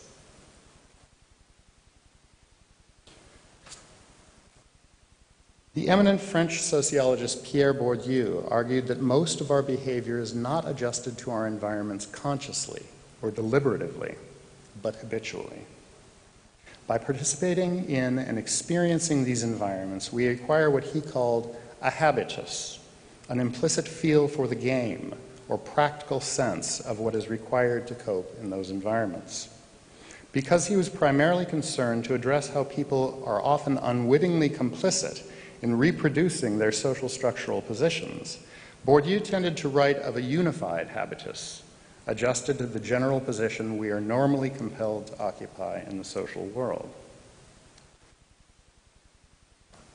This said, very good reasons can be found, both in Bourdieu's own work and elsewhere, to suggest a more divided or pluralized habitus. For example, Bourdieu's protege, Loïc Vacant, writes in an article published in 2016, habitus is not necessarily coherent and unified. Rather, it displays varying degrees of integration and tension, depending on the character and compatibility of the social situations that fashioned it over time. A sequence of congruent institutions and stable microcosms will tend to fashion a cohesive habitus, whose successive layers reinforce one another and work in unison. Dissimilar organizations anchored by divergent values, or entropic universes by contrast, cultivate unstable systems of dispositions, divided against themselves, and want to generate irregular and inconsistent lines of action. Lacan's invocation of unstable systems of dispositions divided against themselves and want to generate irregular and inconsistent lines of action will no doubt ring a bell for students of addiction. The fact that these dispositions are understood as acquired but pre-conscious or habitual is also deeply resonant with what we know empirically about addictions. What may be less well established is the premise that these unstable dispositions are products of clashes pressed upon us by the contexts of our lives, rather than clashes between short-term and long-term preferences. Pertaining to the warrant and facilitation of therapeutic care for addicts, this approach valuably augments what is now a virtually unrivaled understanding of the instability of addicts' dispositions to act in terms of a temporal contrast between short-term and long-term preferences. Despite their earnest hopes to encourage compassion and therapeutic care, the steadfast focus of addiction scientists on temporal mechanisms of preference instability, like, for example, incentive sensitization, and as I've mentioned before, hyperbolic discounting, inevitably results in images of addicts as once again impulsive, hedonistic, and incapable of deferring gratification. Weighed down by images like these, it is very difficult to counter the ubiquitous tendency, both among healthcare professionals and the wider public, to blame addicts for their fates. While we are all prone to greater and lesser degrees of personal integration, depending on the extent to which we have been shaped by what Lacan calls dissimilar organizations, anchored by divergent values and entropic universes, I would argue the failure of personal integration can sometimes become so extreme as to precipitate a radical personal and moral divestment from certain fragments of our habitus that effectively divorces those fragments from our own or our significant others' sense of who we really are. That is, our addictions, on the one hand, from our free agency as self-discovering, self-actualizing, and self-governing moral subjects. Seen in this light, the status of addiction as a form of disease need not be decided with rigid reference to whether suffering can be decisively linked to isolated, dysfunctional biological mechanisms, but more generally, with reference to any number of different patterns of seemingly harmful, alienating, and intransigent constellations of ecologically grounded habit with which we cannot or do not want to identify ourselves, precisely because they are seen as harmful or dangerous to those habits or orientations with which we do self-identify. This understanding of the environmental influences on addiction also illuminates better than does received addiction science why and how interventions like 12-step groups and therapeutic communities have been so comparatively attractive to those seeking help with their addictions and to those predisposed to provide such help. In contrast to other forms of therapeutic care, these kinds of interventions seek to emphasize the provision of immersive ecological alternatives to the spaces within which people's addictions were forged and within which they might continue to be kindled and rekindled. They are, in other words, comparatively better keyed to the linkage of our habits to the various ecological spaces within which they are acquired and sustained, and within which we also evaluate their compatibility with our specific projects of self-discovery and ongoing self-actualization.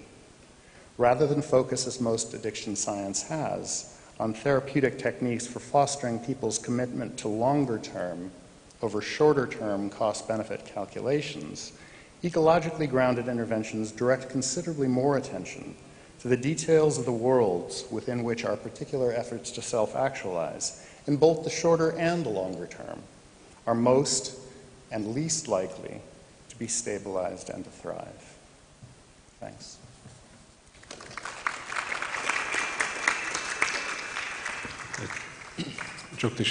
Thank you. Now, without losing time, let's go to the second. Let's progress with the second speaker.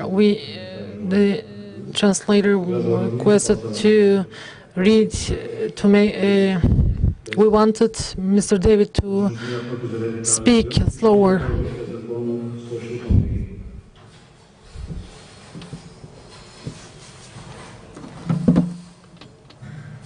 Good afternoon, and I've just learned a very important life lesson, which is don't open a bottle of sparkling water just before you start a presentation, as I've just managed to soak myself.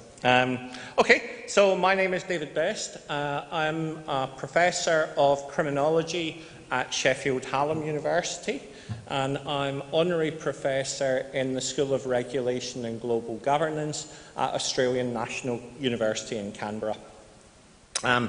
What I intend to do today, if I can make this work, is to talk a little bit about recovery, the prevalence process of addiction recovery, what we mean by it, and in particular what's called the better than well phenomenon, and most importantly, how social process underpins recovery. Social in the immediate sense of contacts and networks, societal in the sense of structural and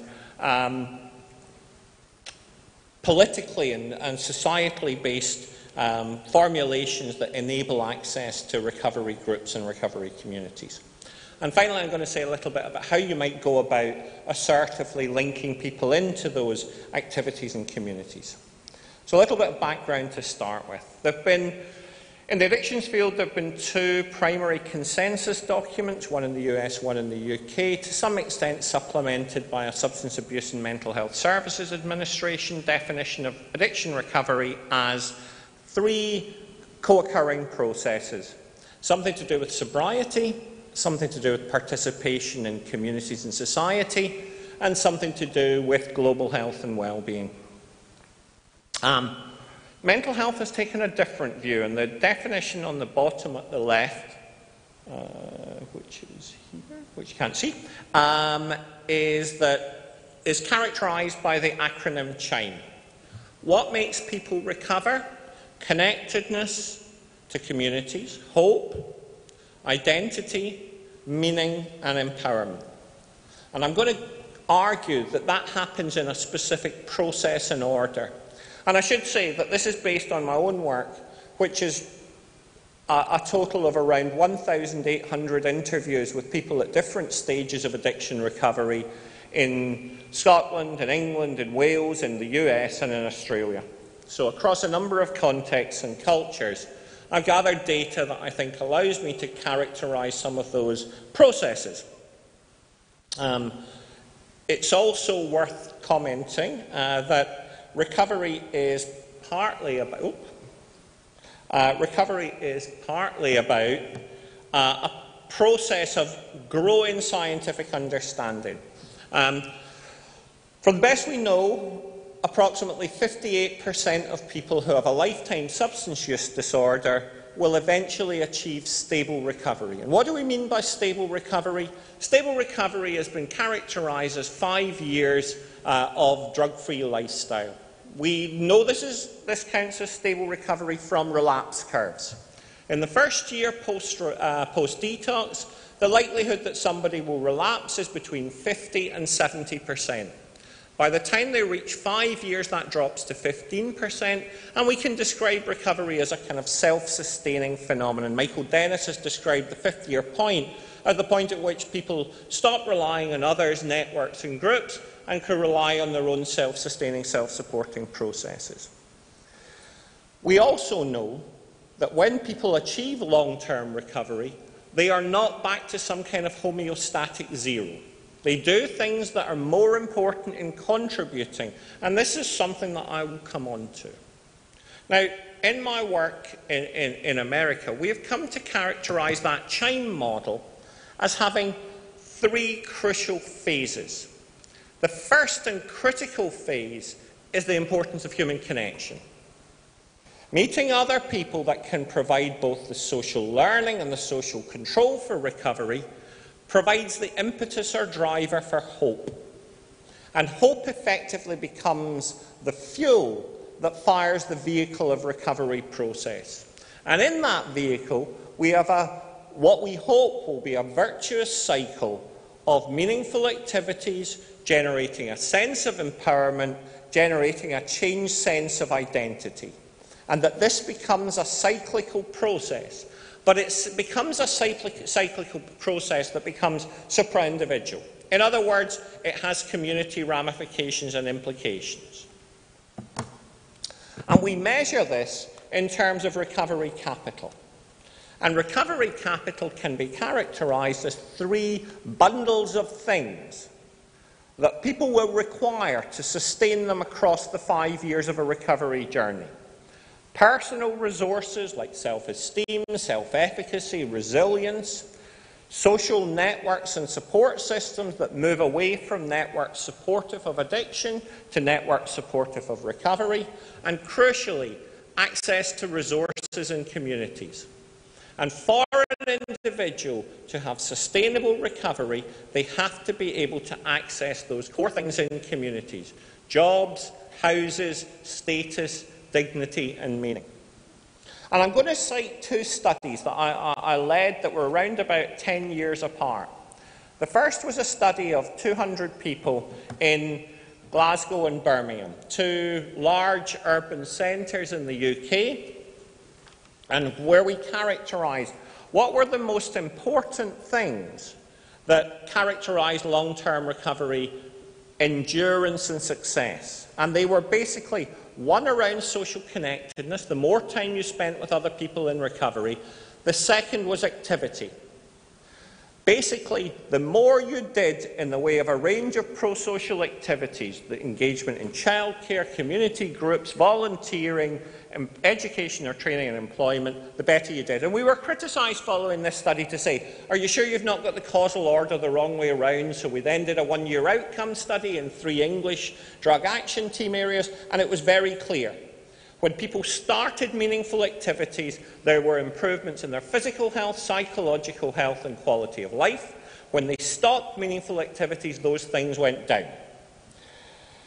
So on to the second study. The second study is from Florida, and a study of of recovery residences in Florida. This slide is self-evident, so I have no intention of explaining what it means. This is a structured equation model, and the bottom half, if you read it from bottom left to right, essentially what it says is the old finding we've known about all kinds of treatments: the longer you stay in treatment, the more the barriers to your recovery go down, the lower your number of unmet needs, and so you have improved well-being measured across a range of things. But what we found was a second pathway to recovery. The longer people stayed in recovery residences, the more they engaged in meaningful activities, and that created a strengths-based pathway to recovery. Not just that bad things stopped happening, but that positive things started happening. So in this slide, there's a bottom-line pathway, which is about you stay in treatment longer, stability comes to your life, and you start to get rid of those bad things, unmet needs, ongoing crisis. But there was a second pathway. The more you engaged in pro-social, meaningful activities, your personal esteem grew, your capital grew in terms of well-being, your social connectedness grew, and that led to improvements in well-being. And those improvements in well-being are not returning to a homeostatic zero. When we conducted one of a number of international life and recovery surveys, the key box is the top right box. Of people in long-term recovery, 79.4% of them are actively engaged in community activities, volunteering and engagement in community activities. The rate for the average UK citizen is 40%. In other words, the social cement in communities is higher for former addicts in long-term recovery than for people who've never been addicted in the first place. You are better having a long-term recovery person living next door to you than somebody who has never been addicted, because they will contribute more to community activity and community well-being. And this is the social contagion of recovery. This is the process by which people in long-term recovery generate that sense of active, socially mediated improvement, not just in their own lives, but in the lives of their families and their communities. And as a note to this, the box on the bottom left, where we say 74% of people in long-term recovery have remained steadily employed during the recovery, basically contradicts this notion that addiction is a chronic relapsing disorder where people are perpetually excluded. This is a story of social reintegration. And we kind of know some of the processes by which this happens. So in this study, which is a study of young people entering residential treatment in Melbourne, Australia, we basically so it was an 18-month outcome study where we categorised people into 3 groups.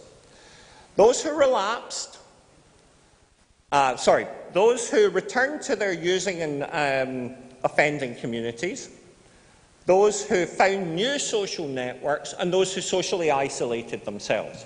People who returned to their using and offending communities almost universally relapsed. It's not surprising. Social influence and social norms essentially meant that there was return to substance use and return to offending. For the group of people who were too smart to do that, who essentially isolated themselves away from their adolescent networks of users and offenders, they didn't return to using or offending, but they reported lower levels of life satisfaction, higher levels of psychological distress, and greater levels of social dysfunction.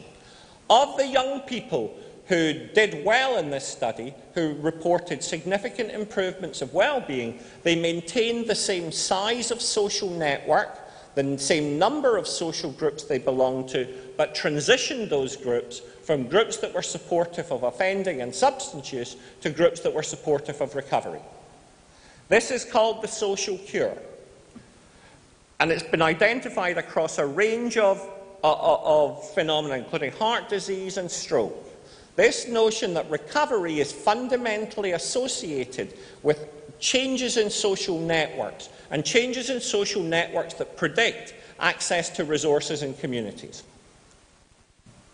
Why is this important to our work? Well, what this means is, if we want to assertively support recovery, we have to assertively change networks. And there are many, many examples, and I don't have time to go through them just now because there's a clock ticking in front of me, but for Monica's benefit, San Patrignano is on there. And even in my own home city of Glasgow, unrecognisable because it's not raining in this picture, this is a recovery walk. What are the points of having these recovery celebration events? They vindicate people's journeys. They create new social networks. They challenge stigmatised stereotypes' views. But crucially, what they do is they allow for a visible social contagion of change. For people at early stages of recovery, they allow that sense that other people can be the conduits and pathways. And I want to finish with a study that we completed in Sheffield, another deprived post-industrial city in the UK, where we basically set a group of 21 people in long-term recovery the challenge of becoming human bridges to pro-social activities for people new to recovery. And we gave them 6 weeks to come up with connections into 4 categories of pro-social recovery activities, which were, we encouraged them to try and find mutual aid groups, recreation and sporting activities, volunteering, education, employment, and peer community engagement. And what did they do? They managed to come up with this range of recreation and sport: mutual aid, peer and community support, and volunteering, education, and employment. In 6 weeks, they identified 134 assets in Sheffield that they could link people in recovery into, active bridges to recovery. Why is this important? Because communities contain resources For people to sustain recovery, they need to be actively engaged with those resources, and a visible recovery community creates the bridges from the recovery community and addiction community into pro-social social networks. And the point of community and social capital is it's not like financial capital. If you use financial capital, there is less of it at the end of the process. If you use social capital, there is more.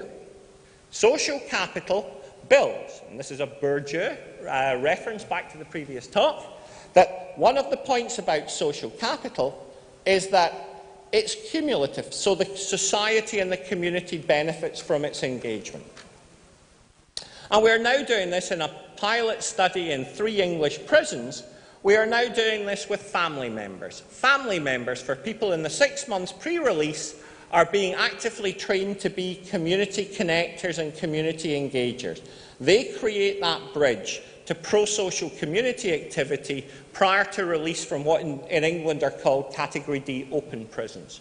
And we have had huge success by trying to divert people from returning to their using and offending communities to exactly those 4 categories of pro-social activity. What is the point of the talk? Recovery is possible. People will vary massively in their access to the currency we use to measure it, recovery capital, and for that reason, assertive linkage to pro-social groups is a strong post-acute treatment mechanism for encouraging and supporting that pathway to change. Thank you.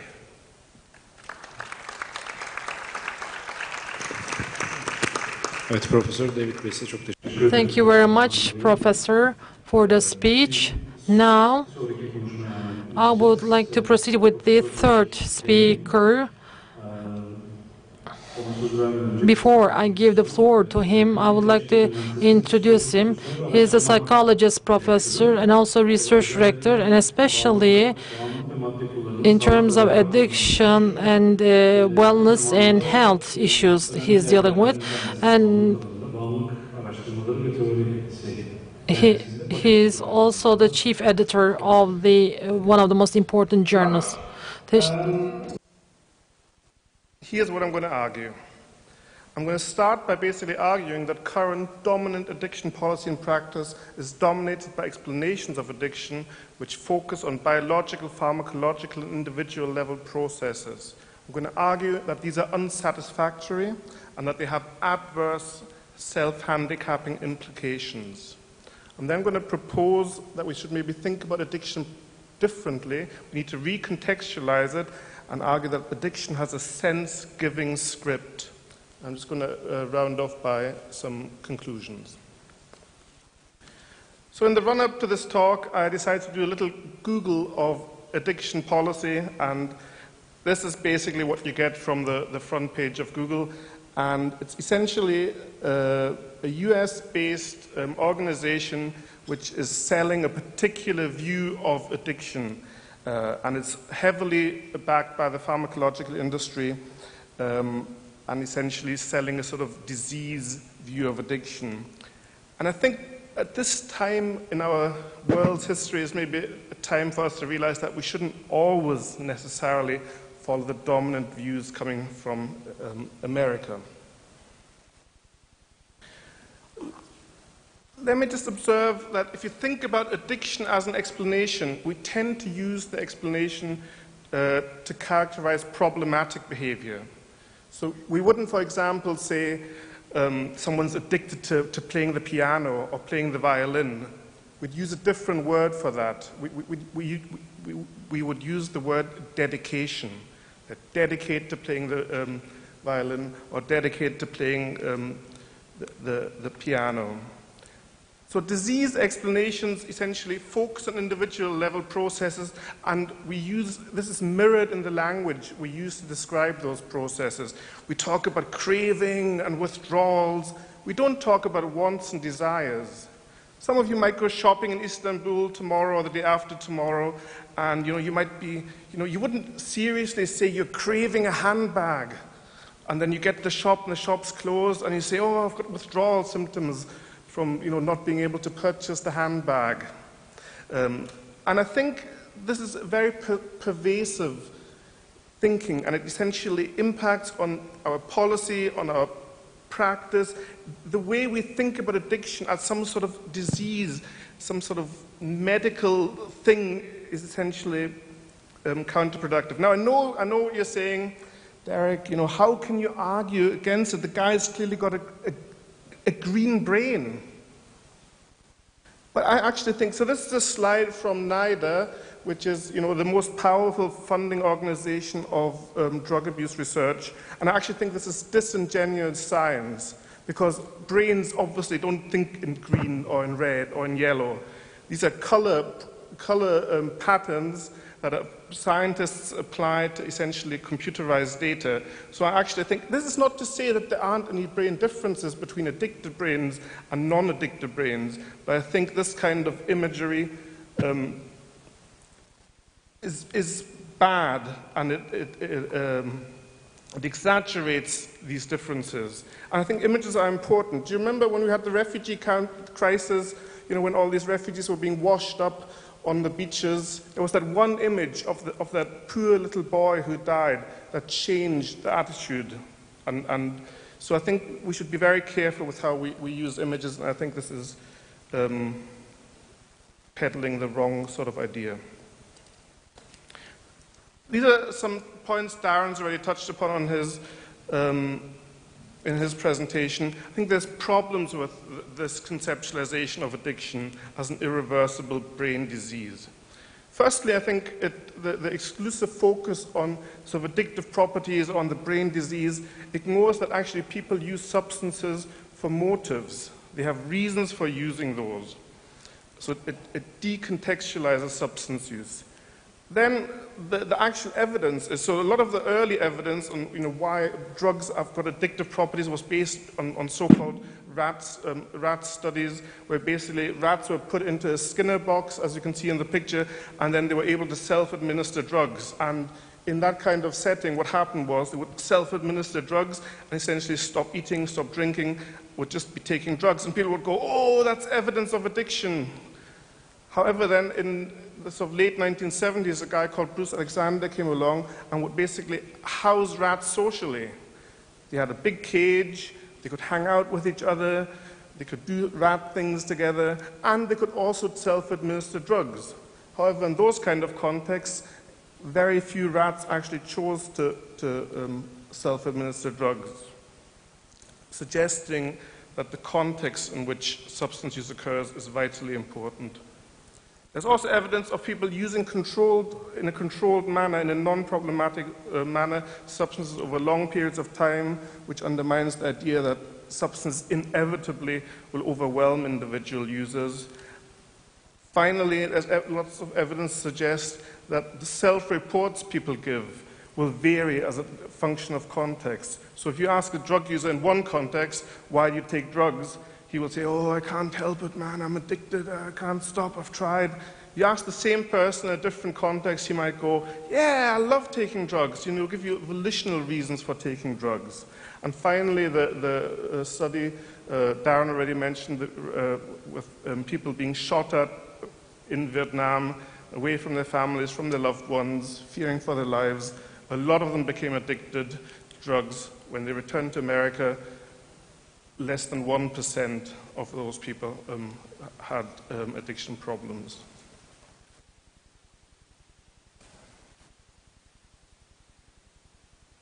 I think the evidence for addiction is, for compulsion, that people do not have a choice, is ambiguous. People make quit attempts all the time, and most people fail with any one given quit attempt. Yet we know that the biggest predictor of successfully stopping to take drugs, stopping to smoke, is the number of quit attempts. So 65% of smokers will stop smoking at some point, and most of those do so unaided. So I'm suggesting to you that it is something people do, not something that happens to them. And most of the users who have managed to stop, by the way, would at some point in their past have said, oh, I can't stop. But I can't stop in that context simply means they regularly fail to do so. I think problems of explaining substance use in terms of addiction is that it undermines people's agency. It undermines people's ability to make changes to their own behavior. There's evidence to suggest that as people learn to smoke, for example, literally as they learn to inhale the cigarettes and to hold the smoke in their lungs, they learn to simultaneously explain their behavior in terms of an addiction. And people who believe they are addicted find it much, much harder to stop taking substances than people who don't believe that they're addicted. We know from decades of psychological research that one of the best predictors of behavior change is this idea called self-efficacy, people's belief in their ability to make changes to their lives. And by persuading people that they have no control, that they are addicted, we essentially directly undermine their self-efficacy to make changes. So our addiction policy and practice, in a way, has to undo the damage. You know, we spend years telling people, don't take drugs, you'll become addicted, and then when they are addicted, we suddenly say, oh, now you've got to try and stop, kind of. It doesn't make sense. So I think to redress the balance, I think we need to think about substance use in a more holistic fashion. We need to think about drug set and setting. If we want to understand why people take drugs, we need to account for the pharmacological effects the drug has, the psychological components, what does an individual bring to substance use, and the social setting in which it occurs. So I'm putting to you that substance use is an unhealthy choice. I'm not saying it's something it's easy to give up or that the pharmacology isn't important. I'm suggesting that it is one of three components. So substance use, I'm suggesting, is an unhealthy choice that's mediated by physiological contexts, personal situation, and individual factors.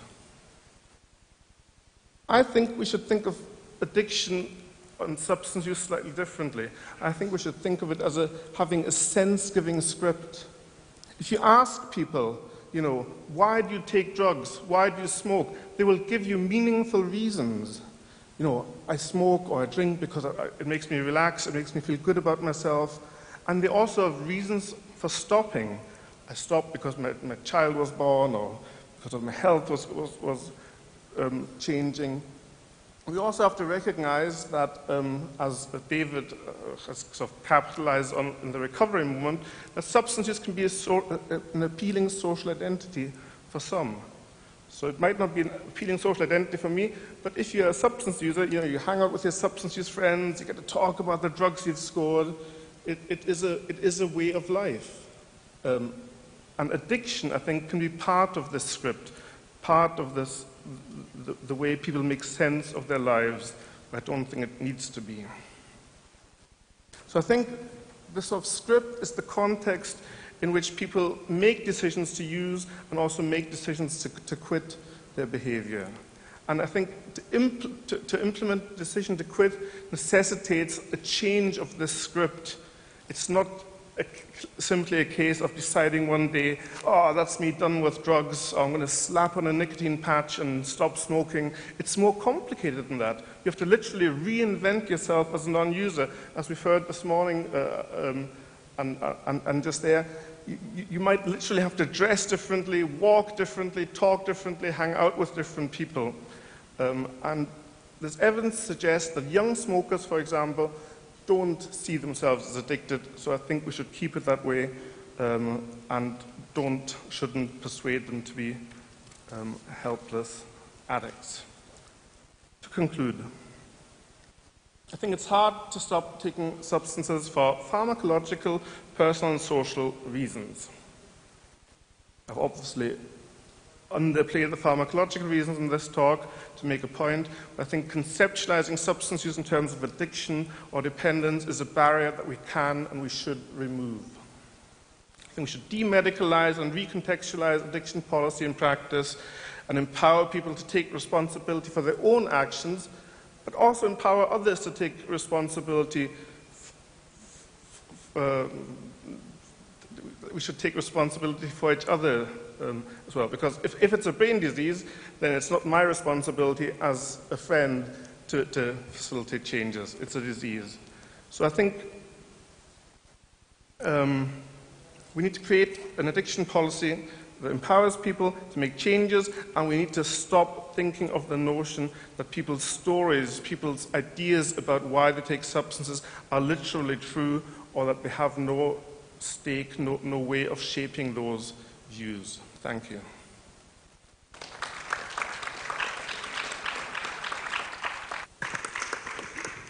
Evet, Profesör LKM'e çok teşekkür ediyoruz. Thank you very much, Professor, for the presentation. Before interrupting too much, I just would like to mention that so far, especially in terms of addiction, we have viewed from different perspectives what is the dimension of addiction. Now we will make it more specific, and first of all, we will talk about the spiritual intervention. So I would like to give the floor to Mr. Alaaddin. He is from the Faculty of Theology from Marmara University, and he also works in religious psychology. Thank you. So distinguished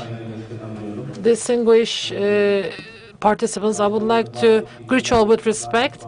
So I will be talking about the spiritual dimension of addiction, substance addiction.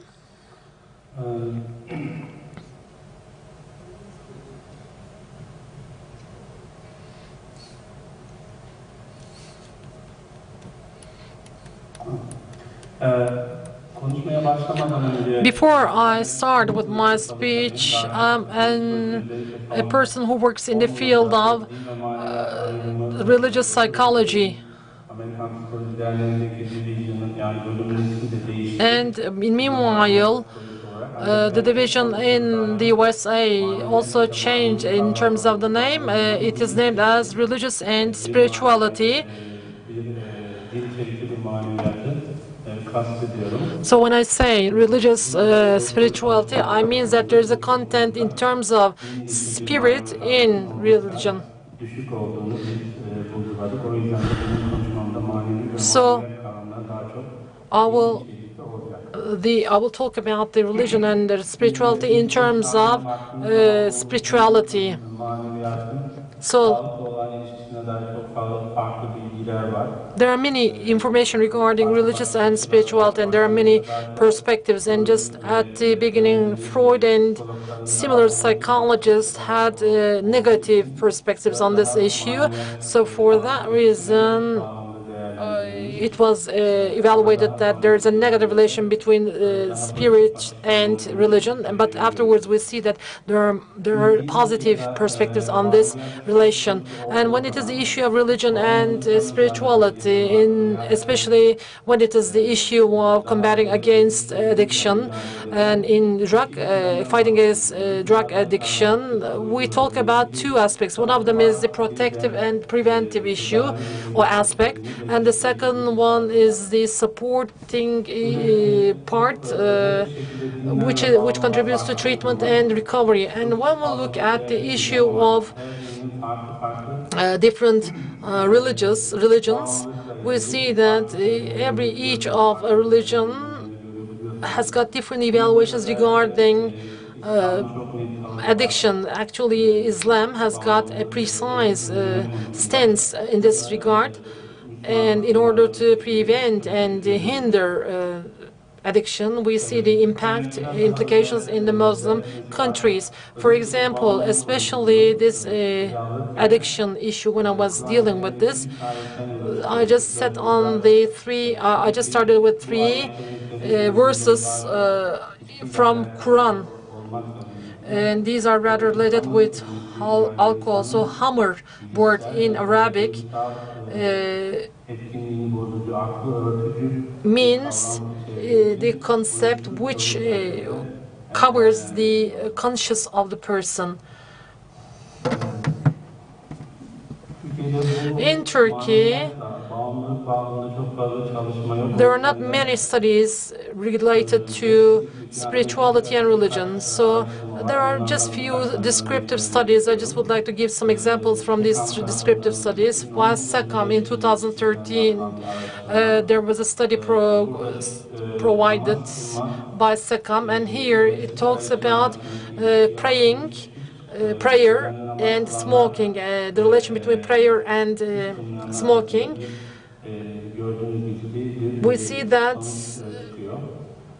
there's a relation. There is whether there is a relation between the ones who pray regularly and the ones who do not pray, and also the one who pray regularly and the ones who do not pray at all.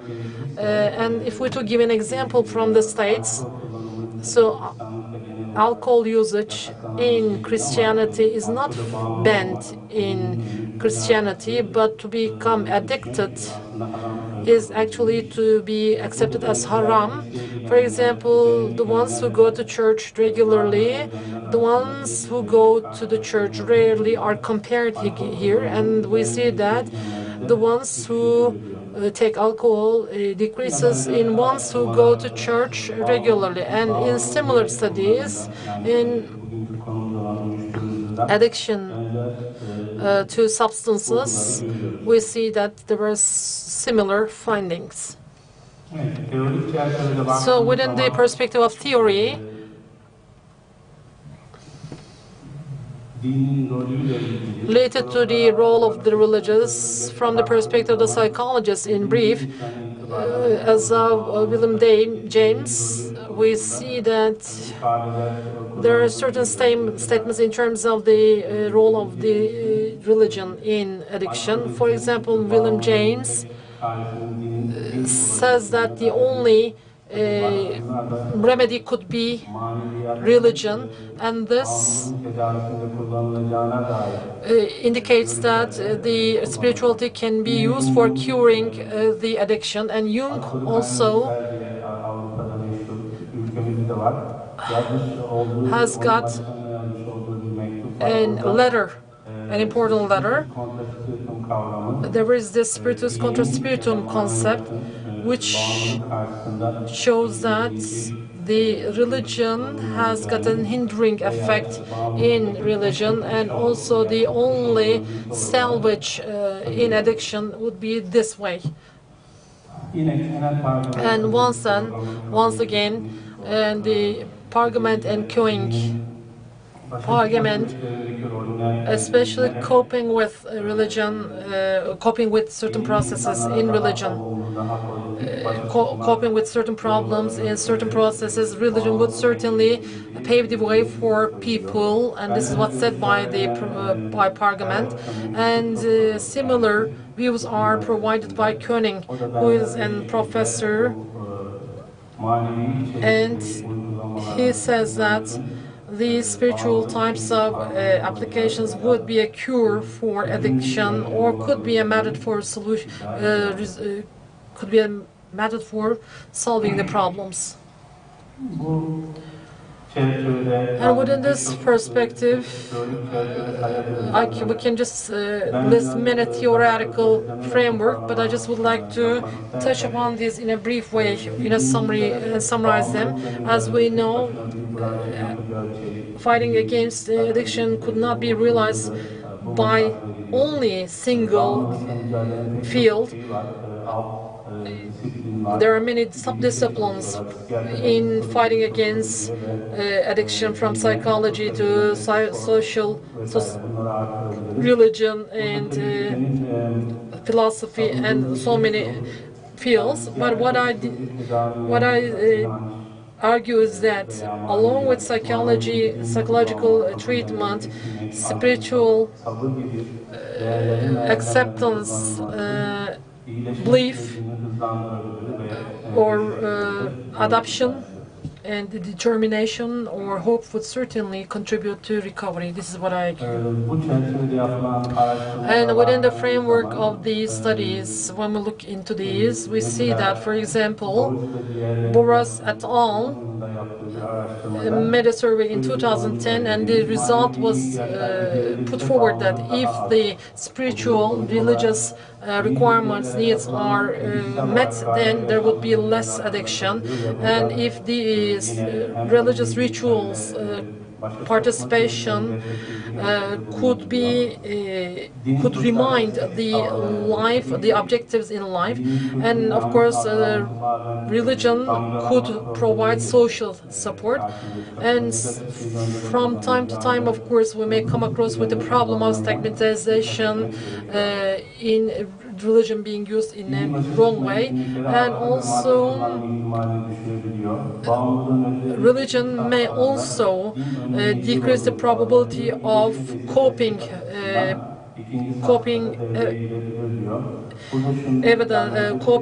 activities in alcohol and substance addiction. And here we can talk about that the spiritual support could be more effective in treatments. And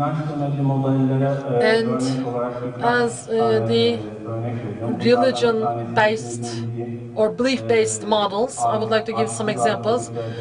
One of them is Alcoholics Without Names.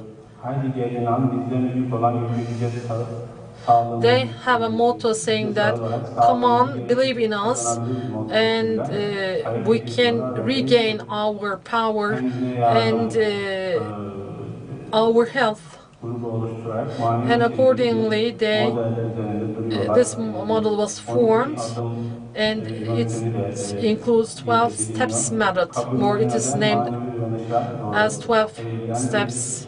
And there is a process which starts with understanding and then goes through adoption. And then there is another study of the Millet-i Islami, which was carried out in 2014, in 1989.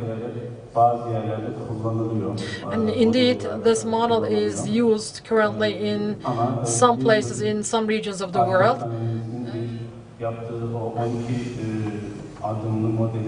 This is actually a version of 12 steps model in Islam religion. It's a kind of adoption. And once again, Congress 60 is a group in Iran.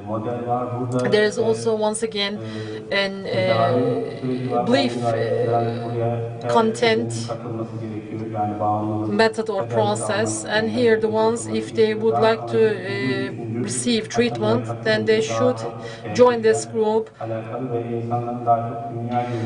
And this actually changes the perspective of people on the world, and accordingly these people are believed to have a long-term recovery, and they also have got 14 steps of method. And here in West, fighting against addiction are actually carried out in different fields, or with a teamwork from different disciplines. And among this, of course, we have the psychiatrists, physicians from different branches, and psychologists, social service experts, social workers, and diet experts, and also spiritual, pastoral counselors. Pastoral counselors are included within this. And of course,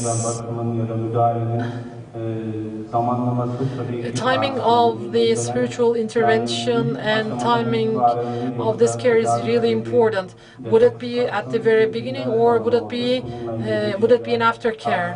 And there are certain discussions on this, but usually within the rehabilitation process, the spirituality should be included, but it could be also effective within the treatment process, which is alleged by certain authorities.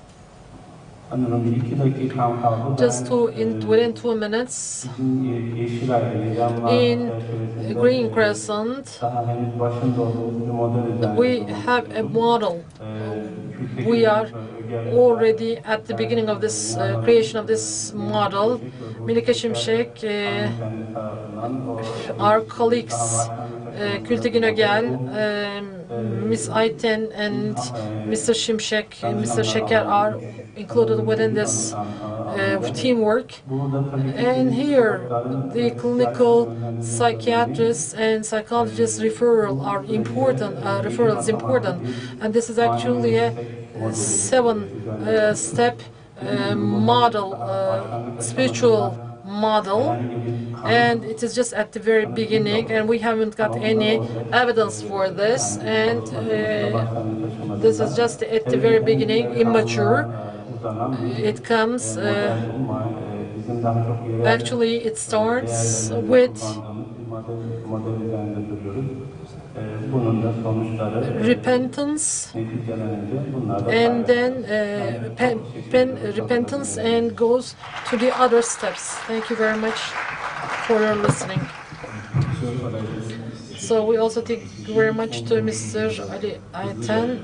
And now we go to the next last speaker, because our last speaker is Professor Credo. He's a professor of psychology, and he's the director in Health Psychology and Prevention Science Institute, Charman Graduate University. He works in the field of psychology. Thank you very much. First, I want to thank the Green Crescent Society for having me here, and my colleagues for making it nearly impossible for me to say anything more than they have already said, but I'll try. For many of us, at least in my lab, we have a saying that prevention is the best treatment. If that is so, then it's unclear to me why our priorities, especially our funding priorities, are so far from that saying. We are dramatically overspending on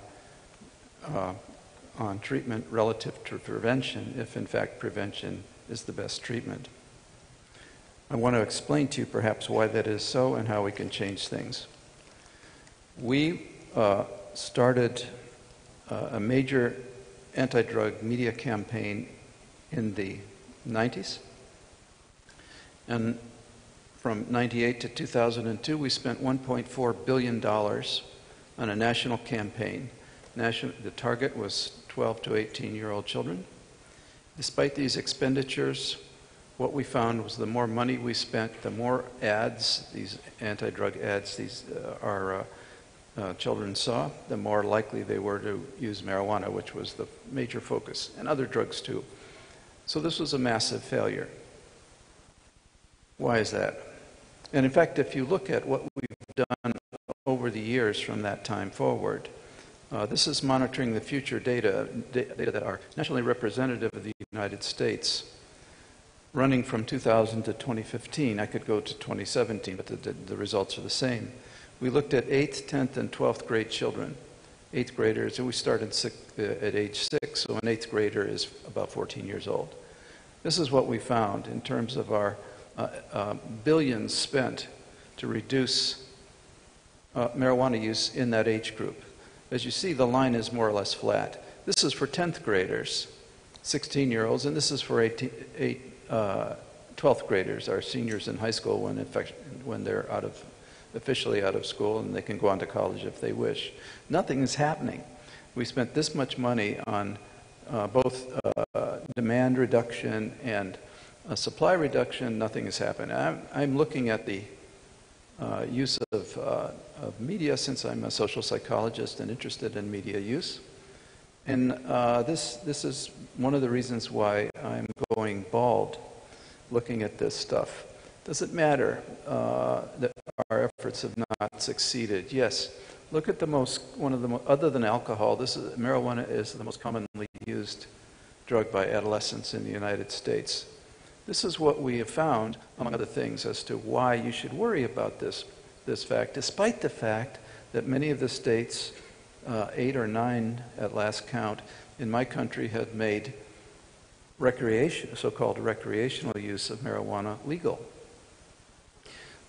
We have learning deficits in school, higher levels of aggression, poor relations with parents, and this final one that I put in red, interference with normal brain development in youth. So you have a young kid in the ages that I'm mostly worried about, smoking marijuana consistently, and lots of it, and what you have is a child who never ever will reach his full capacity because his brain will not have developed to the point that we want. This is data, the best that we've got from our National Academy of Sciences. It's not me making this stuff up. Here's why we failed. I'll tell you how we can succeed later. First of all, we don't understand how to use mass media, what they're designed to do and what they're not designed to do. Mass media do not treat people. You can't use a mass media to get a person to stop an addiction.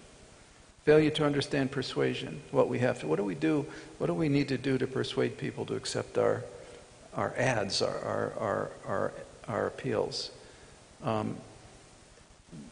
It's not enough to inform people. We have to understand that there's a certain amount of resistance to our telling them to change their lives. Also a failure to understand how these two factors interact. So how to integrate the reach and immediacy of the media with our understanding of persuasion, and that's the problem that we face in my field.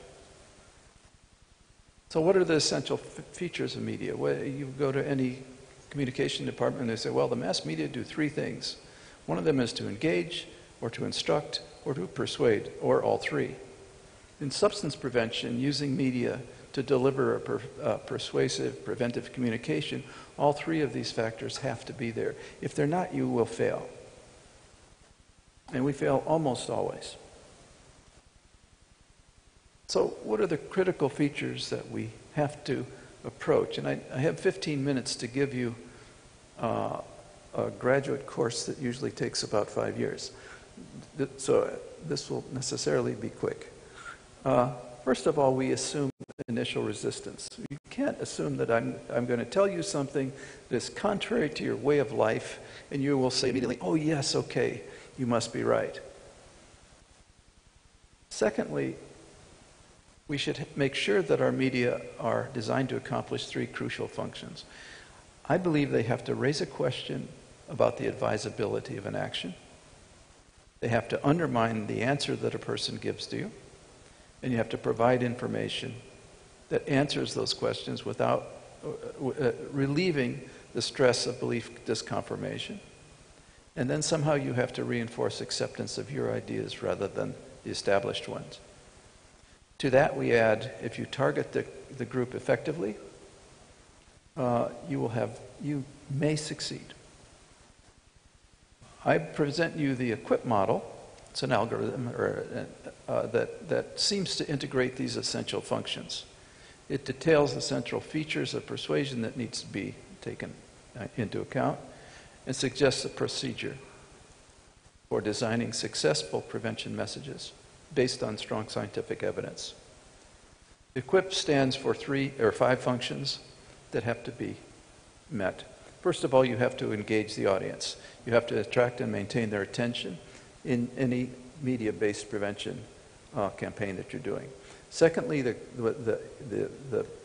method or the message that you deliver has to raise a question in the mind of the receiver about the belief that they hold dear to them, like I am an addict, I want to keep doing this, I enjoy it, and so forth.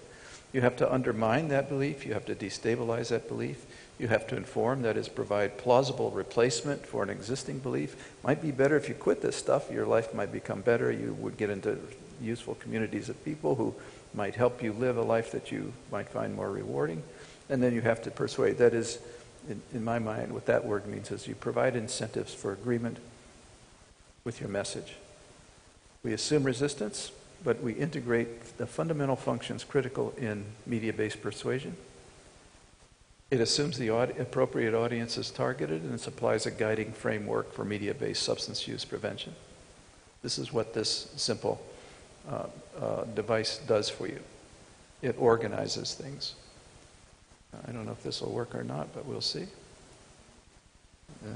Somehow I gotta get. The sound doesn't work. This is a frying egg, and it was the fundamental presentation of a massive prevention campaign. The script goes very simply. This is your brain, shows an egg. This is your brain on drugs. The egg is frying in the frying pan. Can you play that again, by any chance? I guess not.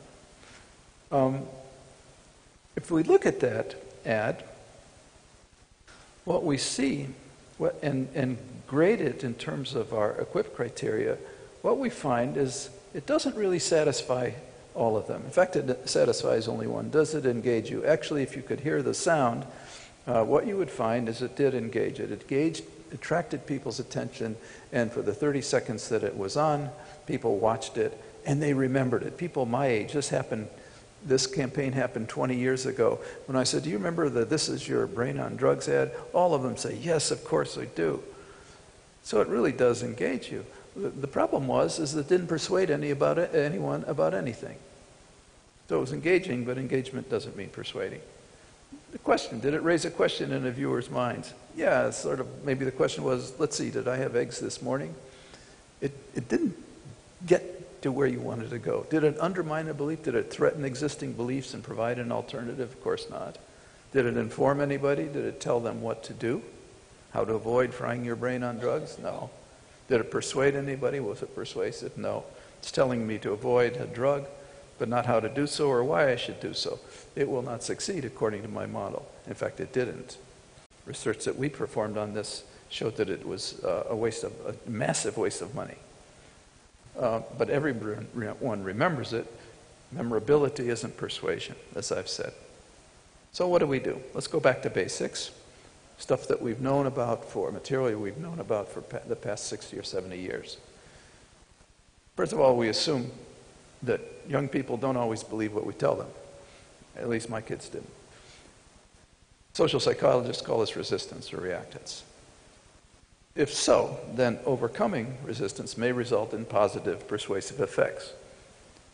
We build up past a lot of research about what to do and how to persuade people. And all of that, not all, most of that literature fits with this equip idea. What do? When we're presenting a persuasive message, we should make resistance difficult, impossible, or apparently unnecessary. We target or tailor the persuasive message to the audience, and we engage parents in adolescent prevention campaigns. I'm mostly concerned with adolescents. If you're an adult, you're on your own. Our early research divided non-users into resolute non-users and vulnerable non-users and then users. This was of marijuana. These are consistent people. This is different from the usual treatment approach, which deals with users, subdivides users into experimenters, established, addicted, or SUD people. Our division reflects a focus on prevention. We believe that it's considerably easier to prevent initiation than to treat SUDs, and this suggests a higher cost-benefit outcome of prevention versus treatment as well. The money we can save by investing in prevention, we can spend on treatment in those places where prevention failed. Here's an example. We started with groups to try and judge our initial communications. It's always preliminary work. We delivered, ultimately when we did that, we delivered an anti-inhalant communication to randomly selected kids. Based on their user status, the source was either attractive or not, and the parent target of the communication was either the parents or the adolescent. This third thing is what I want to talk about. It has to do with misdirection. We misdirected people. In other words, in those conditions where we talked about inhalant drugs, we started with one group and said, parents, I'd like to talk to you today about an important issue, the message attacked illicit substance use. In other cases, it was initially started as students, there's something I'd like to talk to you, and so forth. The ad always was delivered to young kids, but it was hugely, significantly more effective when it was apparently delivered to parents. And why is that? It is because the kids did not feel the need to argue against, to resist a message that you're giving to their mother. They did listen to it, however. The message was good and strong, and it made a difference. We got huge differences in both attitudes, intentions, and actual usage of inhalant drugs by those children. This was anticipated by earlier research in Arizona, and basically that gave us the wherewithal to start with this. We've done a number of studies really looking at, and this told us something about parental work, that maybe if we deliver messages to parents, it might, first of all, affect the parents, and secondly, have a big effect on the kids, too. We looked at the meta-analysis of a relationship between parental monitoring and children's use, and the link was clearly significant. Results indicated that the idea of monitoring, watching what a kid does, in adolescent marijuana use was quite strong. It was stronger in girls than in boys, and stronger when monitoring was defined in terms of knowledge. That is, knowledge born of the child's self-disclosing behavior to the parent. When do they do this? They do this under conditions of high warmth. So if you have demands of proper behavior in your family and also strong warmth, you're not going to have too much trouble in general.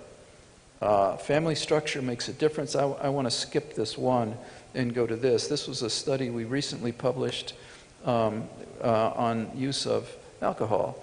And what we divided, we had three different ways of three different predictors. One of them was parental control, which meant really was, in our terms, how much you're watching your child, how much you surveil them. The next was parent warmth, and the third part was parental alcohol use. As you see, those three factors all significantly affected the ease of access of alcohol for kids. This was a 14-year longitudinal study. We followed both the parents and the kids.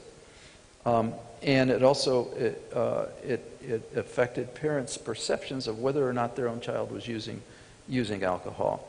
Those factors predicted adolescent use in high school, and that factor predicted binge drinking in college, and that factor predicted a person, a former child, now in his 30s, having an arrest record.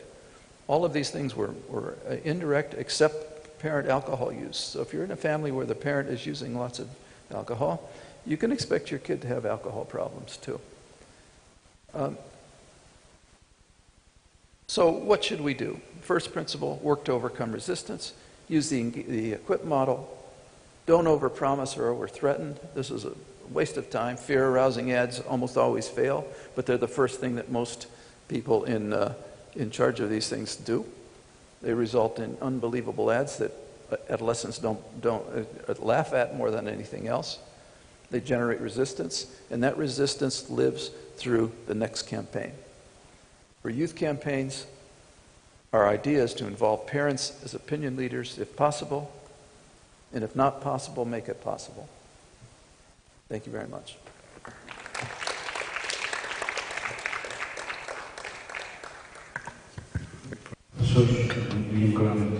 Thank you very much for the speech, Professor.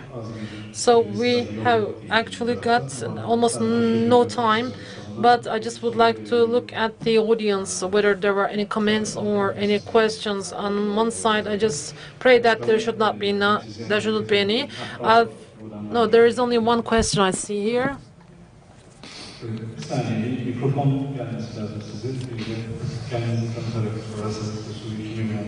Can you please introduce yourself and indicate who do you address your question?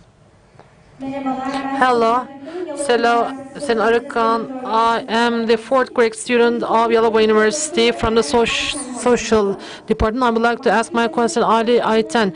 So, spiritual support concept has been elaborated by you, and you mentioned that you work on this concept, and you also exchanged the model with us. And in this respect, you mentioned that there is a demand in our country in this regard to have such a model. In order to identify this demand, have you carried out any field study?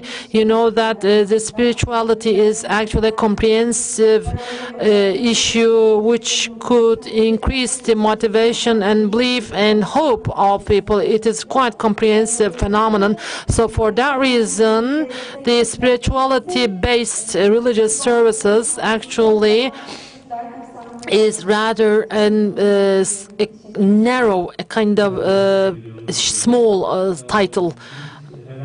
So we did not carry out any field study in terms of identifying the needs. Rather, we tried to find out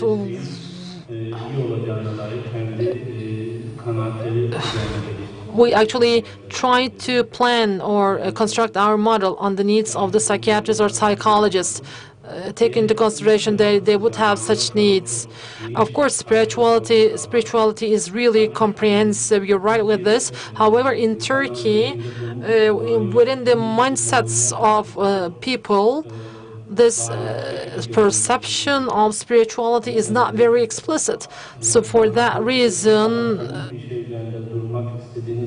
when you would like to have something concrete in hand, you just have to go through religion. This is what we have to follow as a way. So, as a last question,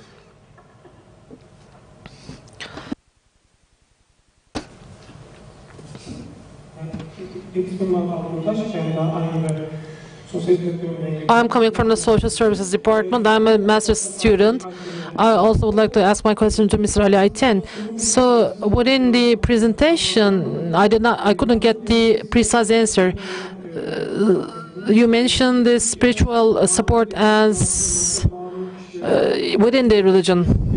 So in Turkey, whether there is any support provided by the state for the addicted people, and if there is none, who should be given, or by whom this spiritual support be given?